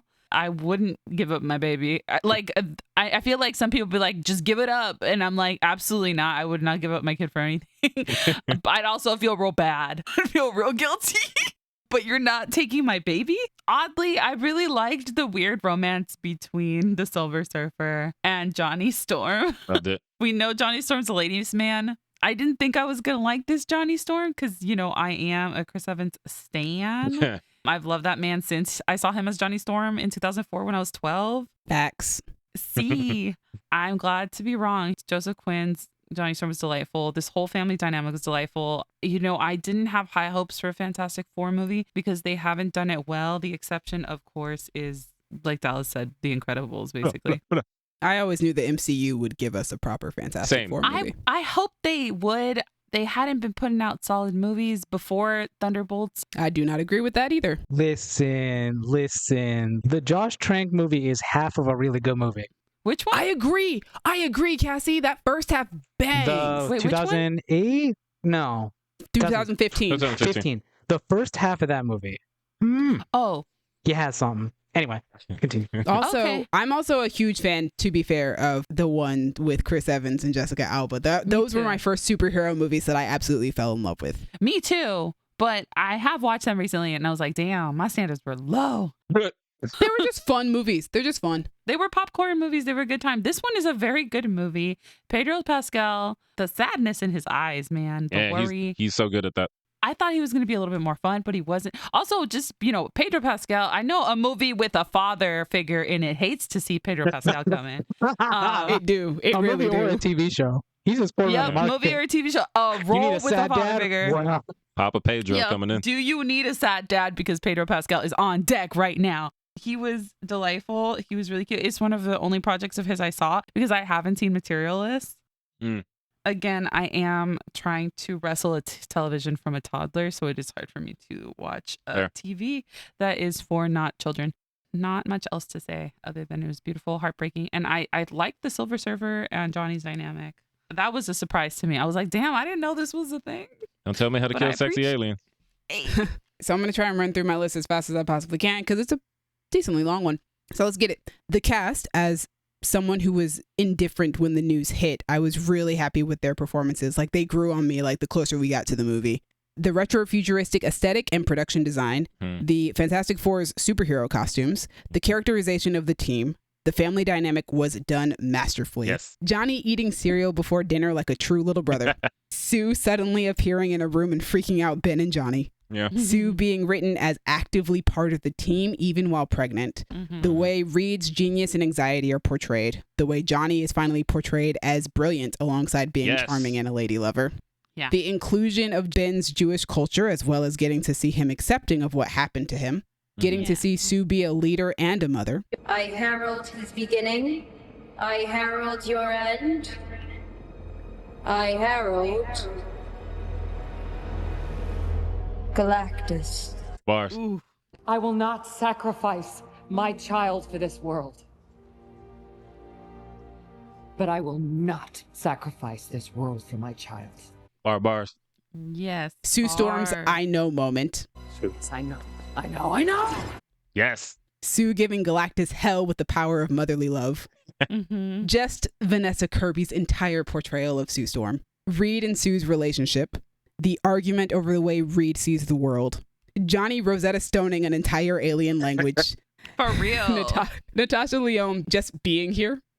I know. I was like, what are you doing here, girlfriend? I'm not mad at it. Yeah, right? The scene when Johnny confronts Silver Surfer. Yeah. The galactic visuals when the Fantastic Four are escaping Galactus and the Silver Surfer. And this is the best Fantastic Four film. Love Very it. happy with it. Love it. It was love love fantastic. One last thing. I work in a mostly male field, and I was very pregnant, also working out there, like on those units and things. When Sue was running around pregnant, I was like, oh, relatable. I was like, been there, Also, girlfriend. Most movies won't let you do that. Like, usually you'll watch a movie, and if a woman's pregnant, she's automatically out of this story. She's not doing anything for the rest of this movie. She's just kind of there. Like, it's Yeah. like being pregnant suddenly makes you invalid. And I understand the idea of, like, maybe Sue Storm shouldn't be doing space stuff while pregnant. But, like, As somebody that also- worked rotating shift and was working on combustion turbine generators while I was pregnant, we still got to go to work. yeah, I don't want Sue to suddenly be taken out of the movie just because she's pregnant. Yeah. That's not fun. Yeah. For me, she was the best character in the movie, even though I loved all four of them. I thought all four of them were done very well. But Yep. Vanessa Kirby as Sue Storm really, like, Mhm. struck gold on that one. Yep. And she almost broke my heart, but I'm glad she didn't. I'm glad She did break my heart. Oof. Nah, every time I hear her scream that I know, Yo. Oh. that done for. was, great. Good stuff. Gabby, what is your number 2? My number 2 is going to be skipped. And we already know why, because of Dallas. Somebody take me. Cassie, what is your number 2? My number 2 is Frankenstein. Ooh. Ooh, good one, good one, good one. Listen, Oh, we gotta somebody skip. had Oh, to- Skip, you have been skipped. This makes me happy. Makes me happy too because I love that movie. All right, guys, my number 2 is Superman, which was number 2 on my most anticipated list last year. It is Nice. directed and written by James Gunn, based on a character created by Jerry Siegel and Joe Shuster. Yep. The OGs. And it stars David Corenswet, Rachel Brosnahan, Nicholas Hoult, Skylar Gisondo, Frank Grillo, Eddie Gathegi, Nathan Fillion, Isabella Merced, Anthony Kerrigan, Maria Gabriela De Faria, and Sarah Sampaio. And the IMDb summary is Superman must reconcile his alien Kryptonian heritage with his human upbringing as reporter Clark Kent. As the embodiment of truth, justice, and the human way, he soon finds himself in a world that sees these as old-fashioned. Damn. Sure, we'll go with that.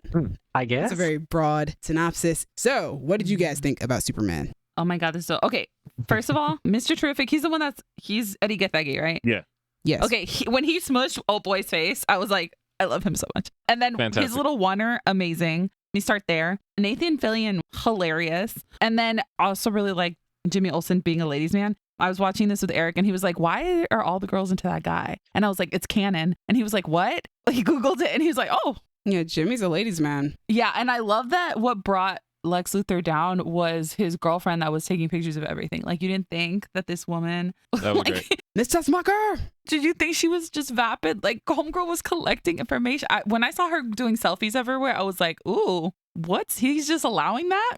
Anyway, I liked that. David Cornsett was amazing. He was adorable. But like Lex Luthor was my favorite of the whole movie. I mean, Nick Holt is amazing. He's always been amazing since he was a kid on Skins.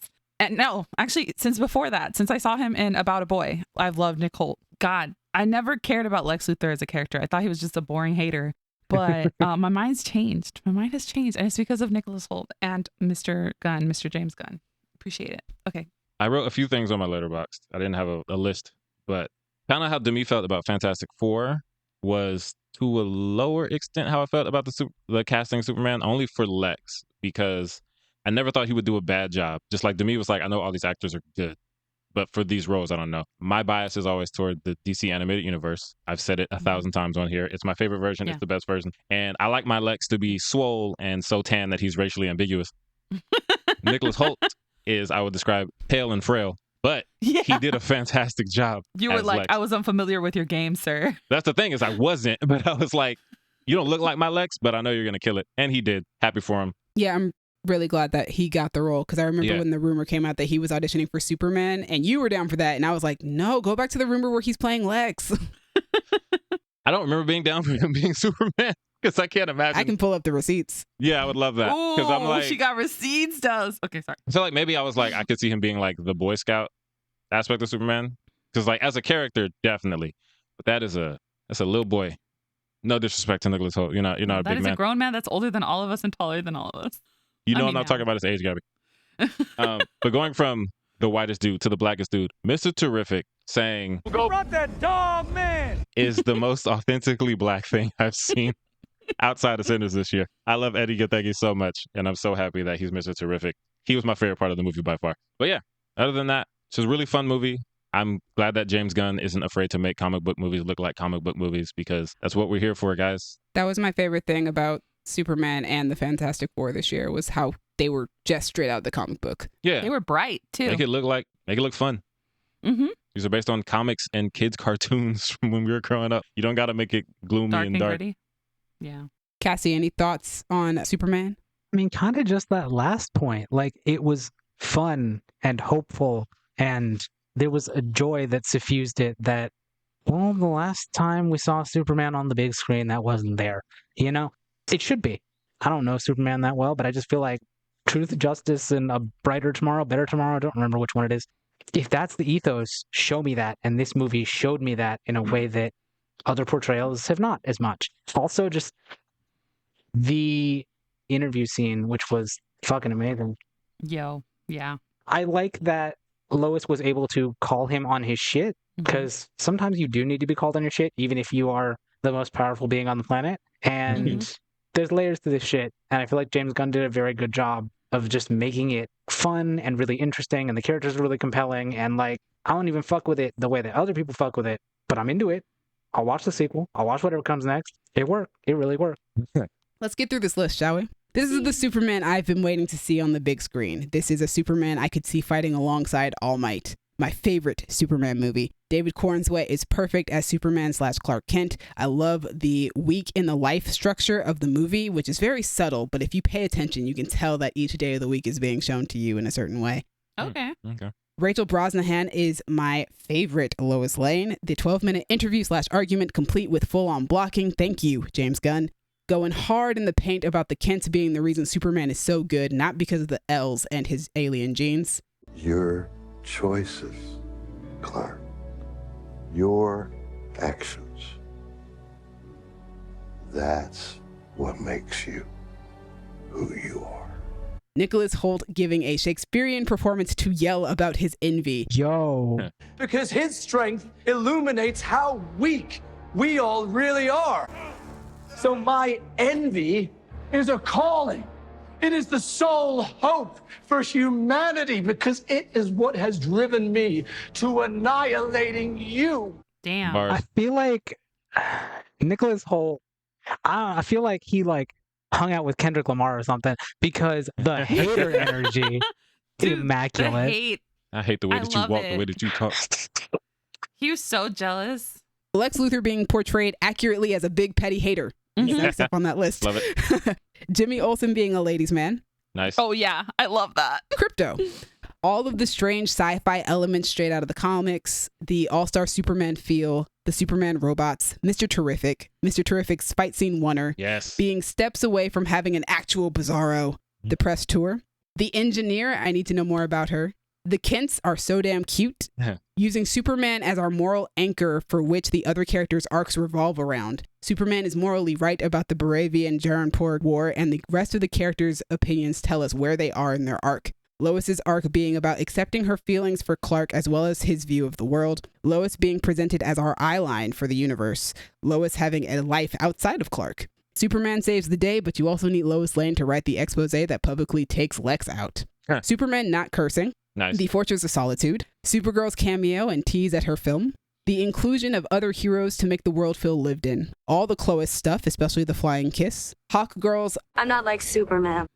The way Jaranpur chanting for Superman makes me teary every time. Superman saving a squirrel. Superman caring more about saving lives and preventing collateral damage. The score and the way the original Superman theme is used throughout. Last Son and Home especially. Love Lois and Clark, aka their love theme. The shot of Superman rising from the ashes. Superman is back, and I can't wait for Man of Tomorrow. All that being said and done, that takes us to our number ones. Number one. Woo. Dallas, I think we should present our number ones at the same time. Yeah, let's do it. Because I think it's funny that Cassie and Gabby only attributed it to you. Our number one is Sinners. Well, I think I attributed it to Dallas because the first thing he said was, if you don't know what my number one is, you don't know me at all. It has Yeah. very much been my branding in this episode. Yeah, that's why it was. Yeah. I mean, if you thought it wasn't going to be my number one, that's crazy. You're right. Sinners was my number 3 on my most anticipated list last year. And it was my number one. Because of Woo. course it was. Okay, so couple things. First of all, somebody take me. In your arms tonight. Thank you. Secondly, I think it's perfect that it's our number ones because it embodies my favorite catchphrase of Black people make everything better and your catchphrase of make movies horny again. It catches both sides. And I was trying to remember where I started doing that non-comprehensive list thing. I listened to our episode last year. I did it for my number one movie last year, but only for that one. And I realized that's just because that's a thing I do on Letterboxd when I'm reviewing a movie for like the second or third time. And I'm like, I already said it's dope. Here's a list. That makes sense. Yeah, I was like, I remember you did it, and I was like, I'm stealing that. We're just going to do that. Yeah, so last year I did it for Deadpool and Wolverine. This year I do have a list for Sinners on Letterboxd. Ooh, maybe we should let Gabby and Cassie go first, do and it. then we'll just run down our lists. Yeah, we can do that. But before we do that, Sinners is directed and written by Ryan Coogler, and it stars Michael B. Jordan, Wunmi Mosaku, Haley Steinfeld, Jack O'Connell, Delroy Lindo, Jamie Lawson, Lee Jong Lee, and introducing Miles Catton. Hey. And the IMDb summary is, trying to leave their troubled lives behind, twin brothers return to their hometown to start again, only to discover that an even greater evil is waiting to welcome them back. So Cassie and Gabby start us off, and then me and Dallas will finish us out with our lists of things that we love. Oh God, this is so hard. First off, there's so much detail in the set design. I mean, when you go into the town and you have those one shots following the grocers from one side to the other, you can tell the amount of detail that was laid out in place, not just in the set design, but like in the blocking and the kind of the choreography of the scene. The costumes are amazing. There's so much detail. And you know that this is probably era appropriate, probably almost to the year. Mm-hmm. So the 30s is a hard era to find like fashion for, or like you don't really see the 30s portrayed a lot because it was kind of a bummer time. Yeah. So the fashion is like, you don't really know quite what to picture, but damn, again, it's rare to see. So I love seeing that, the detail. I didn't really know much about this movie other than it was Ryan Coogler and vampires. So I want to know more about this lore, about this world, but I know we're not going to get any more. I want to know more about the Native American vampire hunters because that scene was amazing and all we got was like a snippet. The world building in this was 10 out of 10. Also, we never get world building like this in movies anymore or in original movies. All of the hints of this world that we got, excellent world building. The music was fantastic. Mm-hmm. The one shot during I lied to you. yes. That was, wow. That was really awesome too. I want to know how they did it. It was Michael B. Jordan because that's just crazy. Probably body doubles, but it's still amazing. There was a lot. There's so much about this movie. This is why me and Dallas took notes. Yeah. I hope it wins Best Picture. I hope it snags a bunch of awards because holy moly, it's not being talked about enough. It was at the time when it came out. What are you talking about? Yeah, I'm talking about right now during award season. It's not being spoken about Buddy, enough. the Zeitgeist doesn't work like that anymore. I know. I agree with you, Gabby. Everyone should talk about it as much as I do. Michael B. Jordan's performance. Hell yeah. Holy moly. Haley Steinfeld, she's amazing. Wonmi Musaku, amazing. And I'm going to let the rest of you guys take the rest because you've seen this movie more times than I have. Cassie, any thoughts? I've now seen the movie, I think, 3 times. Okay. And I've come to appreciate it more than I did like the first time I watched it. I can't think of the right words to be like, this just as a concept is so fucking cool and so original and so not like anything else that I have seen. That alone just makes it fucking awesome. I have gotten so much mileage recently out of I don't know the exact line, but it's like, white people like the stuff that black folk makes. They just don't like the people who made it. White people love the blues just fine. They just don't like the people who make it. See, white folks say they like the blues just fine. They just don't like the people who make it. Yeah. But you can expand that to anything black people made. 100%. I don't know. I just think about that a lot and how that still is true about how much of like slang that white people use comes from black people and does not get credited to us. Everything. The music, the use of music through different eras in I Lied to You is astounding. Like when like the 90s beats come in and it's like, oh, yep. Yeah, okay. It's so cool. And it even throws in, I can't remember their name, the couple who own the store. The Chows. Yeah, the Chows. Like it even throws in a nod to like their heritage as well. Like, yes, love that. It's really, really fucking good. And don't trust white people who try to come up into a black celebration like that. This ain't for you. Go, leave, please. And just don't be letting people in when they ask to get in and they're being real weird about it. Just don't. Yeah. Let's go through my list. Non-comprehensive list of things I love about Sinners. The music, which could get its own list of things I love about it. Every performance. The look on Stack's face when he hears Sammy sing for the first time. God, we're going to have so much overlap. I love it. We got to make some money. We gonna make some money. Annie being the antithesis of every frustratingly dumb horror movie character by making smart decisions at every opportunity. Delroy Lindo. The music, again. Haley Steinfeld speaking in a way I never thought I'd hear her speak. That shit was crazy. Loved it. Yo, shout out to mixed girls. We stay winning. We love a biracial baddie. Light-skinned Haley Steinfeld in general. Had to give her 2 spots on the list. She made an impression. That music scene, if you've seen the movie, you know the one I'm talking about. Literal blood-sucking monsters being offended by the thought of being compared to the KKK. I love that. Fantastic. The way Omar Miller delivers the line. Being kind to one another. And again, the music. And then this list isn't long enough, but I had to stop somewhere. This movie is perfect. Oh, I didn't stop long. It's short enough. There's one thing you didn't list. I'm going to see if Demi lists it, but if she doesn't, we're going to have to come back to me. Can't wait. Okay. We'll see. All right, so my list is Michael B. Jordan's performance as Smoke and Stack, Autumn Durald Arkapa's beautiful cinematography, the distinctive color grade, you know when you're looking at Sinners, Smoke and Annie's relationship, Stack and Mary's relationship, vampires and their strange glowing eyes. Yes. Oh, I love those. Mary's very inappropriate language. Love it. Boy, if you don't get the fuck out my face. Yes. Line of the year. Honestly, just about every line Ryan Coogler wrote in this movie. Stack's reaction to Sammy being able to sing. Yep. Smoke and Stack's relationship. The agenda to make movies horny again being pushed forward. The I Lied to You sequence that will go down in cinematic history. Ludwig Göransson's score. The soundtrack. Wunmi Mosaku giving another powerful Southern period piece performance. Yes. Stack and Mary's final fits. Give Ruth the Oscar again. Yes. Annie only ever calling Smoke by his first name. Haley Steinfeld getting to play a character very outside her wheelhouse and nailing it. Mm-hmm. Haley getting to play a character with similar heritage to herself for once. Everyone's acceptance of Mary as part of the community. Mm-hmm. Dangerous by Haley Steinfeld being written and recorded the week before the release because Haley was so inspired by Mary. Nice. Jamie Lawson, just Jamie Lawson, put her in more things. These characters do indeed eat Lois Lane. Oh, Damn. they do. Delta Slim's introduction, his story and blues moment in the car. Sinners by Rod Wave.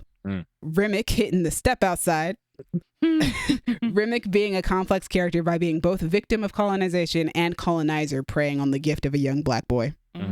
Smoke's final stand, the subtle portrayal of his PTSD specifically. Annie just being smart as hell. Yes.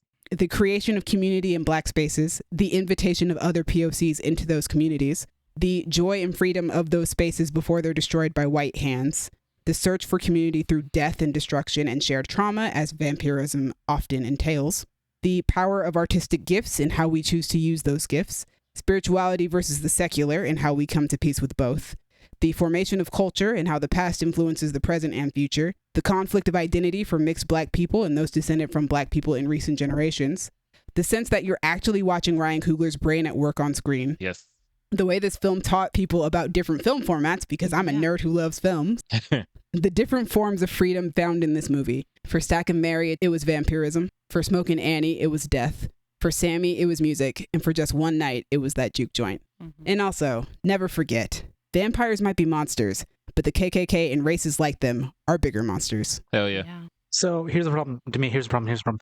Y'all were saying some beautiful things about this movie, and I'm not saying they weren't deserved. However, we have not highlighted the way Jack O'Connell says, Sammy, every fucking time. That kills me. Sammy. He wanted that boy bad. He did. I really do enjoy the very pulpy way that Ryan Coogler portrays vampires in this movie. Yeah. Vampires are horrifying figures, but also there is a campiness to vampires sometimes. There is a pulpiness, and I like that Ryan included that in his portrayal of vampires. Is Remick scary? Yes. Is he also kind of goofy sometimes? Absolutely. 100%. Yeah. It also helped make him a slightly less terrifying. Like, I'm a big old scaredy cat, and this movie, I was able to get through it, you know? So yeah. Remick is funny and charming. Appreciate that. Exactly. You told that woman, I know how you like to be licked. That's crazy. That's good. God. In her native language. Also, last thing I'll say, speaking of Demi's last point about racism and racist being the worst part, when we saw it in Hollywood, I was sitting in the back row with a new group of friends I made in the movie, and we all applauded when he guns down that last Klansman at the end of the movie. What a great time. All right. I hate to stop us from talking about Sinners. Oh, shout out to the Choctaw who saw that the sun was setting and said, nah, we getting up out of here. We out of here. I hate to stop our discussion of Sinners because why would you ever want to stop talking about Sinners? But Gabby, what is your number one? Because it was not Sinners. Oh my God, we weren't done. No. We're never done. Okay, my number one is Guillermo del Toro's masterpiece, Frankenstein. Yeah, it is. So I really loved Sinners. Frankenstein. Frankenstein. I couldn't stop thinking about Frankenstein after I was done watching it, to the point where like it made me want to read the book. And the book's been on my list for a couple of years, but this made me want to put it to the top of my list. It's a very good book. Yep. It's one of the only books that I enjoyed reading for school. You read it for school? Me and Cassie both read it for school. They made y'all read it at school? I'm jealous. I read it technically again in college, but yeah. Damn. I'm jealous. We read other stuff. Anyway, we read like Russian literature at our school. It's like read the Brothers Karamazov. Shout out Dostoevsky. God. So I learned this when we went to the Guillermo del Toro exhibit here in LACMA, like about 10 years ago. Guillermo del Toro has like a moleskin with detailed drawings that are inspiration for each of his movies. And I just want to see what the moleskin for Frankenstein looked like. I want to see what his drawings, personal drawings, because he's an amazing artist. He draws his own, what do you call it? What is it? What is it called? The Concept art. He'll draw his own concept art. I want to know what this looked like. I know a gothic horror set hates to see Guillermo del Toro coming because he is so good at this. Yeah.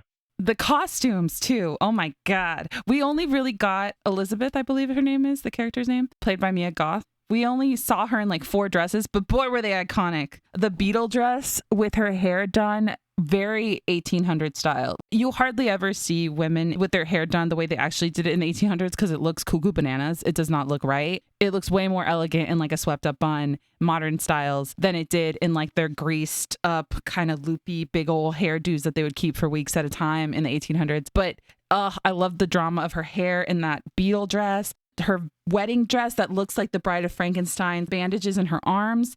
Jacob Elordi's innocent, beautiful portrayal and like subsequent like evolution of Frankenstein's psyche. Excellent work. You needed a dude that was A, gigantic, and B, had the chops. Which is funny because the original actor is not gigantic. Who was the original actor? Andrew Garfield.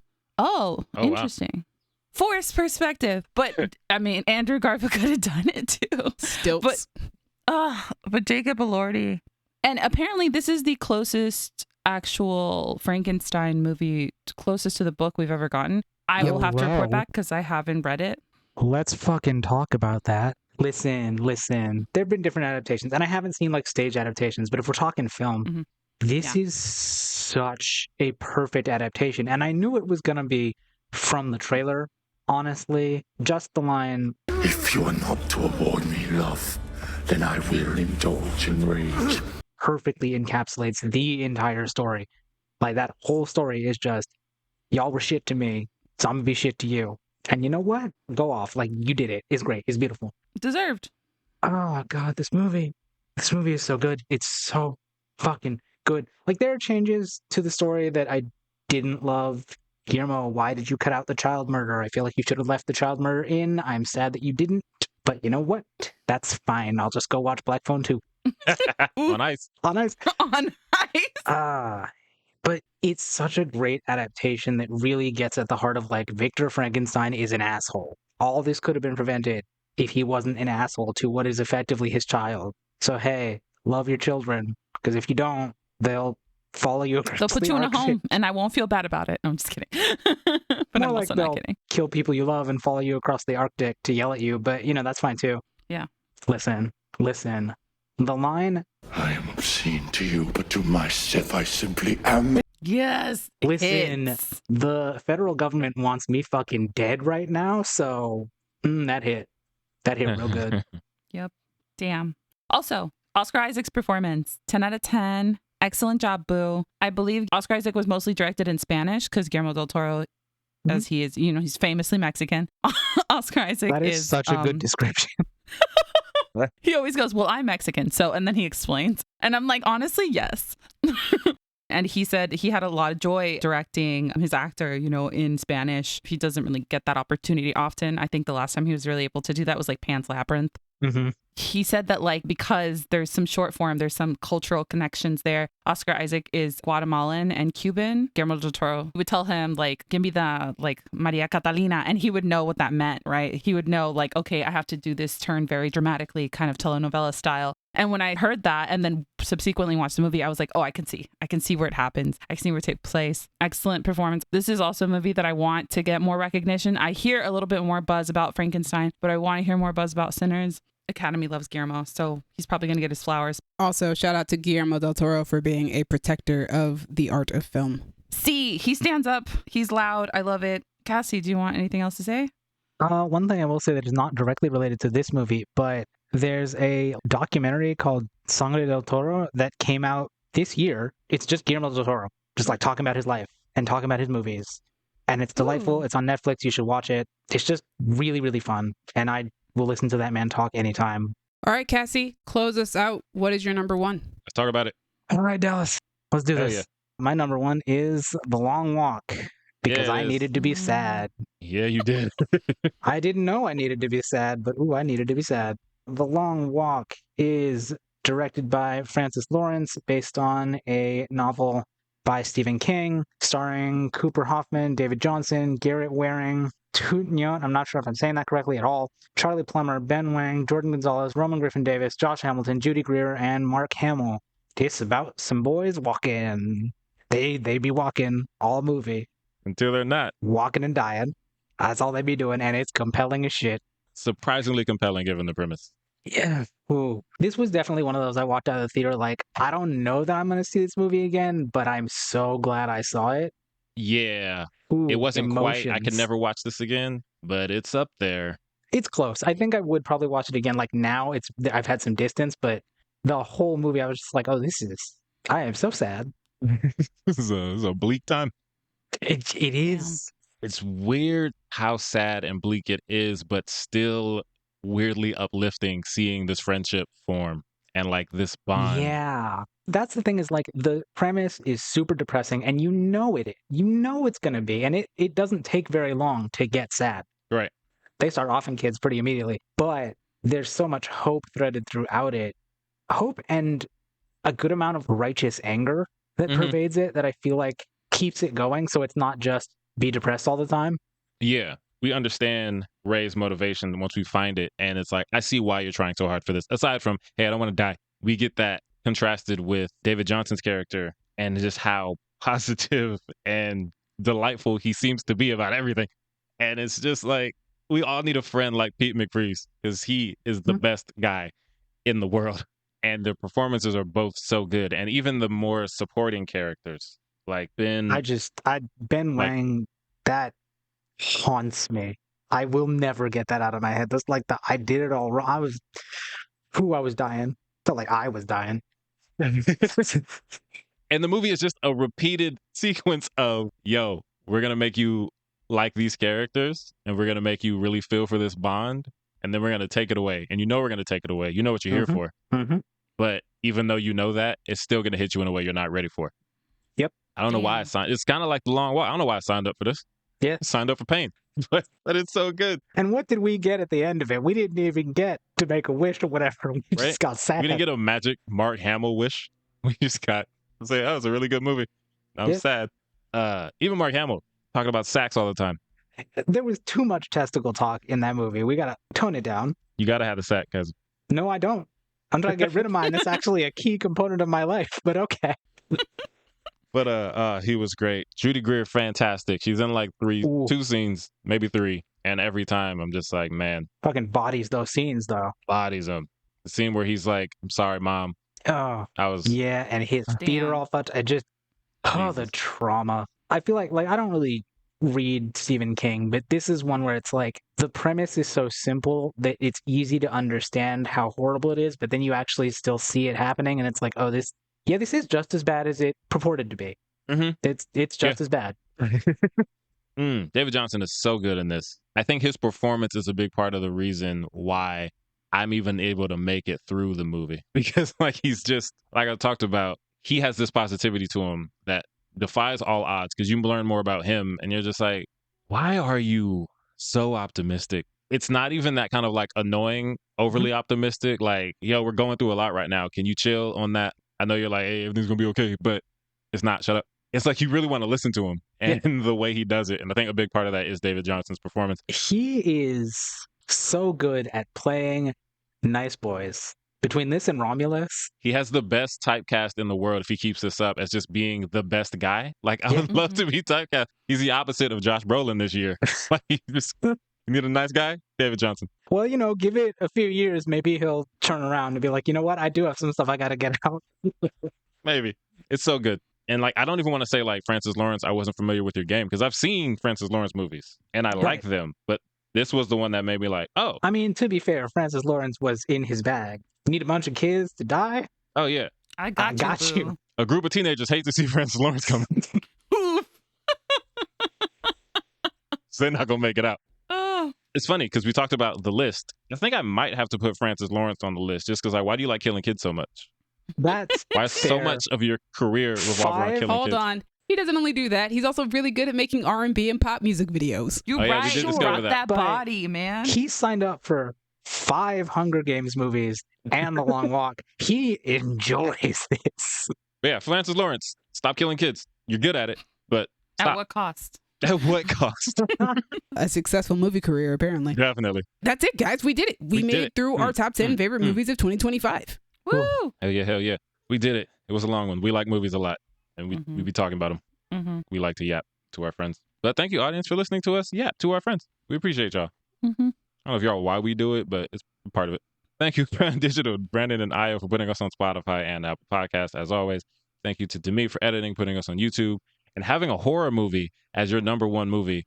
Who would have thought? Maybe this Not is me. this Not is me. the beginning. Actually, I don't It's know. not the beginning. My list will never end up looking like Cassie's list Okay, of so this year. here's what we need to do. Dallas, you We go gotta to do. Ryan Coogler and just whisper in his ear to keep making horror movies. She'll watch them. Okay, I put him in the basement with Dan Trachtenberg, but like, you There do we horror go. movies now. Dan, you do Predators. We got it.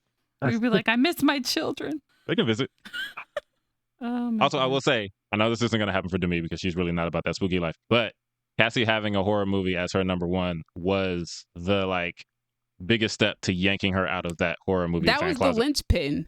That legit was stop hiding it. I'm We just know. also saying my number out. one horror movie also had Wunmi Mosaku in it, so It was probably a we scarier can movie. get you Wunmi's the there. gateway to getting people into horror. Love that for her. Wait, to be fair, I also loved Lovecraft Country. That was my Yeah. number one True. show the year it came out. And I'm Wunmi, still not in. I'm not out in the horror streets. you're immune to the charms of our best friend. Yeah. Cassie and Gabby, thank you for both just trying your best. You didn't get to 10, but we appreciate you anyway. I tried. Yeah. Yeah, you know, you do what you can. You do what you can. As always, audience, you can reach us in the comments or hit us on Instagram and Tumblr at Creative Differences Podcast, Facebook.com/Creative Differences PC, or TikTok at Creative Differences Pod. If you want to talk to me about, guess what, Sinners, you can find me on Instagram or Letterboxd at A King Named Simba. I will never stop talking about Sinners. Somebody take me. He in will your never arms stop tonight. going in. If you think I'll ever stop talking about Sinners, ask me. He won't. I'm Gabby, and you can find me on the Instagrams at Stegosaurus. You know what? Talk to me about monster fucking because Frankenstein made me feel Hey. things. You can find me on Blue Sky at Sassy Soothsayer. You guys can see what I copied and pasted from my Letterboxd reviews to make these lists. Yeah. At Demi Joie. Joie spelled Joie. Thanks again for joining us. Tomorrow we will be talking about our top 10 favorite TV shows of 2025. Yeah. Woo. Happy New Year. Happy New Year. Find out tomorrow if Cassie and Gabby watched 10 TV shows this year. How much you want to bet? Oh, I'm not confident in it. Don't put a lot of money on it. That's all I'm saying. I don't know. We'll see. We'll see. Stay tuned. It's been different. Bye. Bye. Bye. Okay, this is Splash Zone adjacent. Ooh. We've talked a lot about make movies horny again on this podcast. Mm-hmm.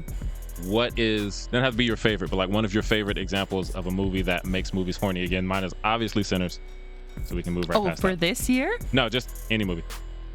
Secretary. Although actually Secretary's from 20 years ago, but Secretary. That counts. That counts. Also my favorite movie of all time. Sleeping with Other People? Yep, Sleeping with Other People. Great movie. That movie's hella horny. Great horny movie. Yeah, to the point where we have movie night at work, and I'm like, everybody was talking about their favorite movie, and I was like, and if we could watch it at work, and I was like, we cannot watch my favorite movie at work. There's too much spice, unfortunately. Shout out to the Dirty DJ. All I can think about is Sinners right now because they've done such a good job with the agenda. You're right. Hell yeah. I can't really think of an answer, but I also feel like if I did, it would out me. So Yeah, I was gonna say, Cassie, make it weird. Let's go. Yeah. No. Fine. You know what you are.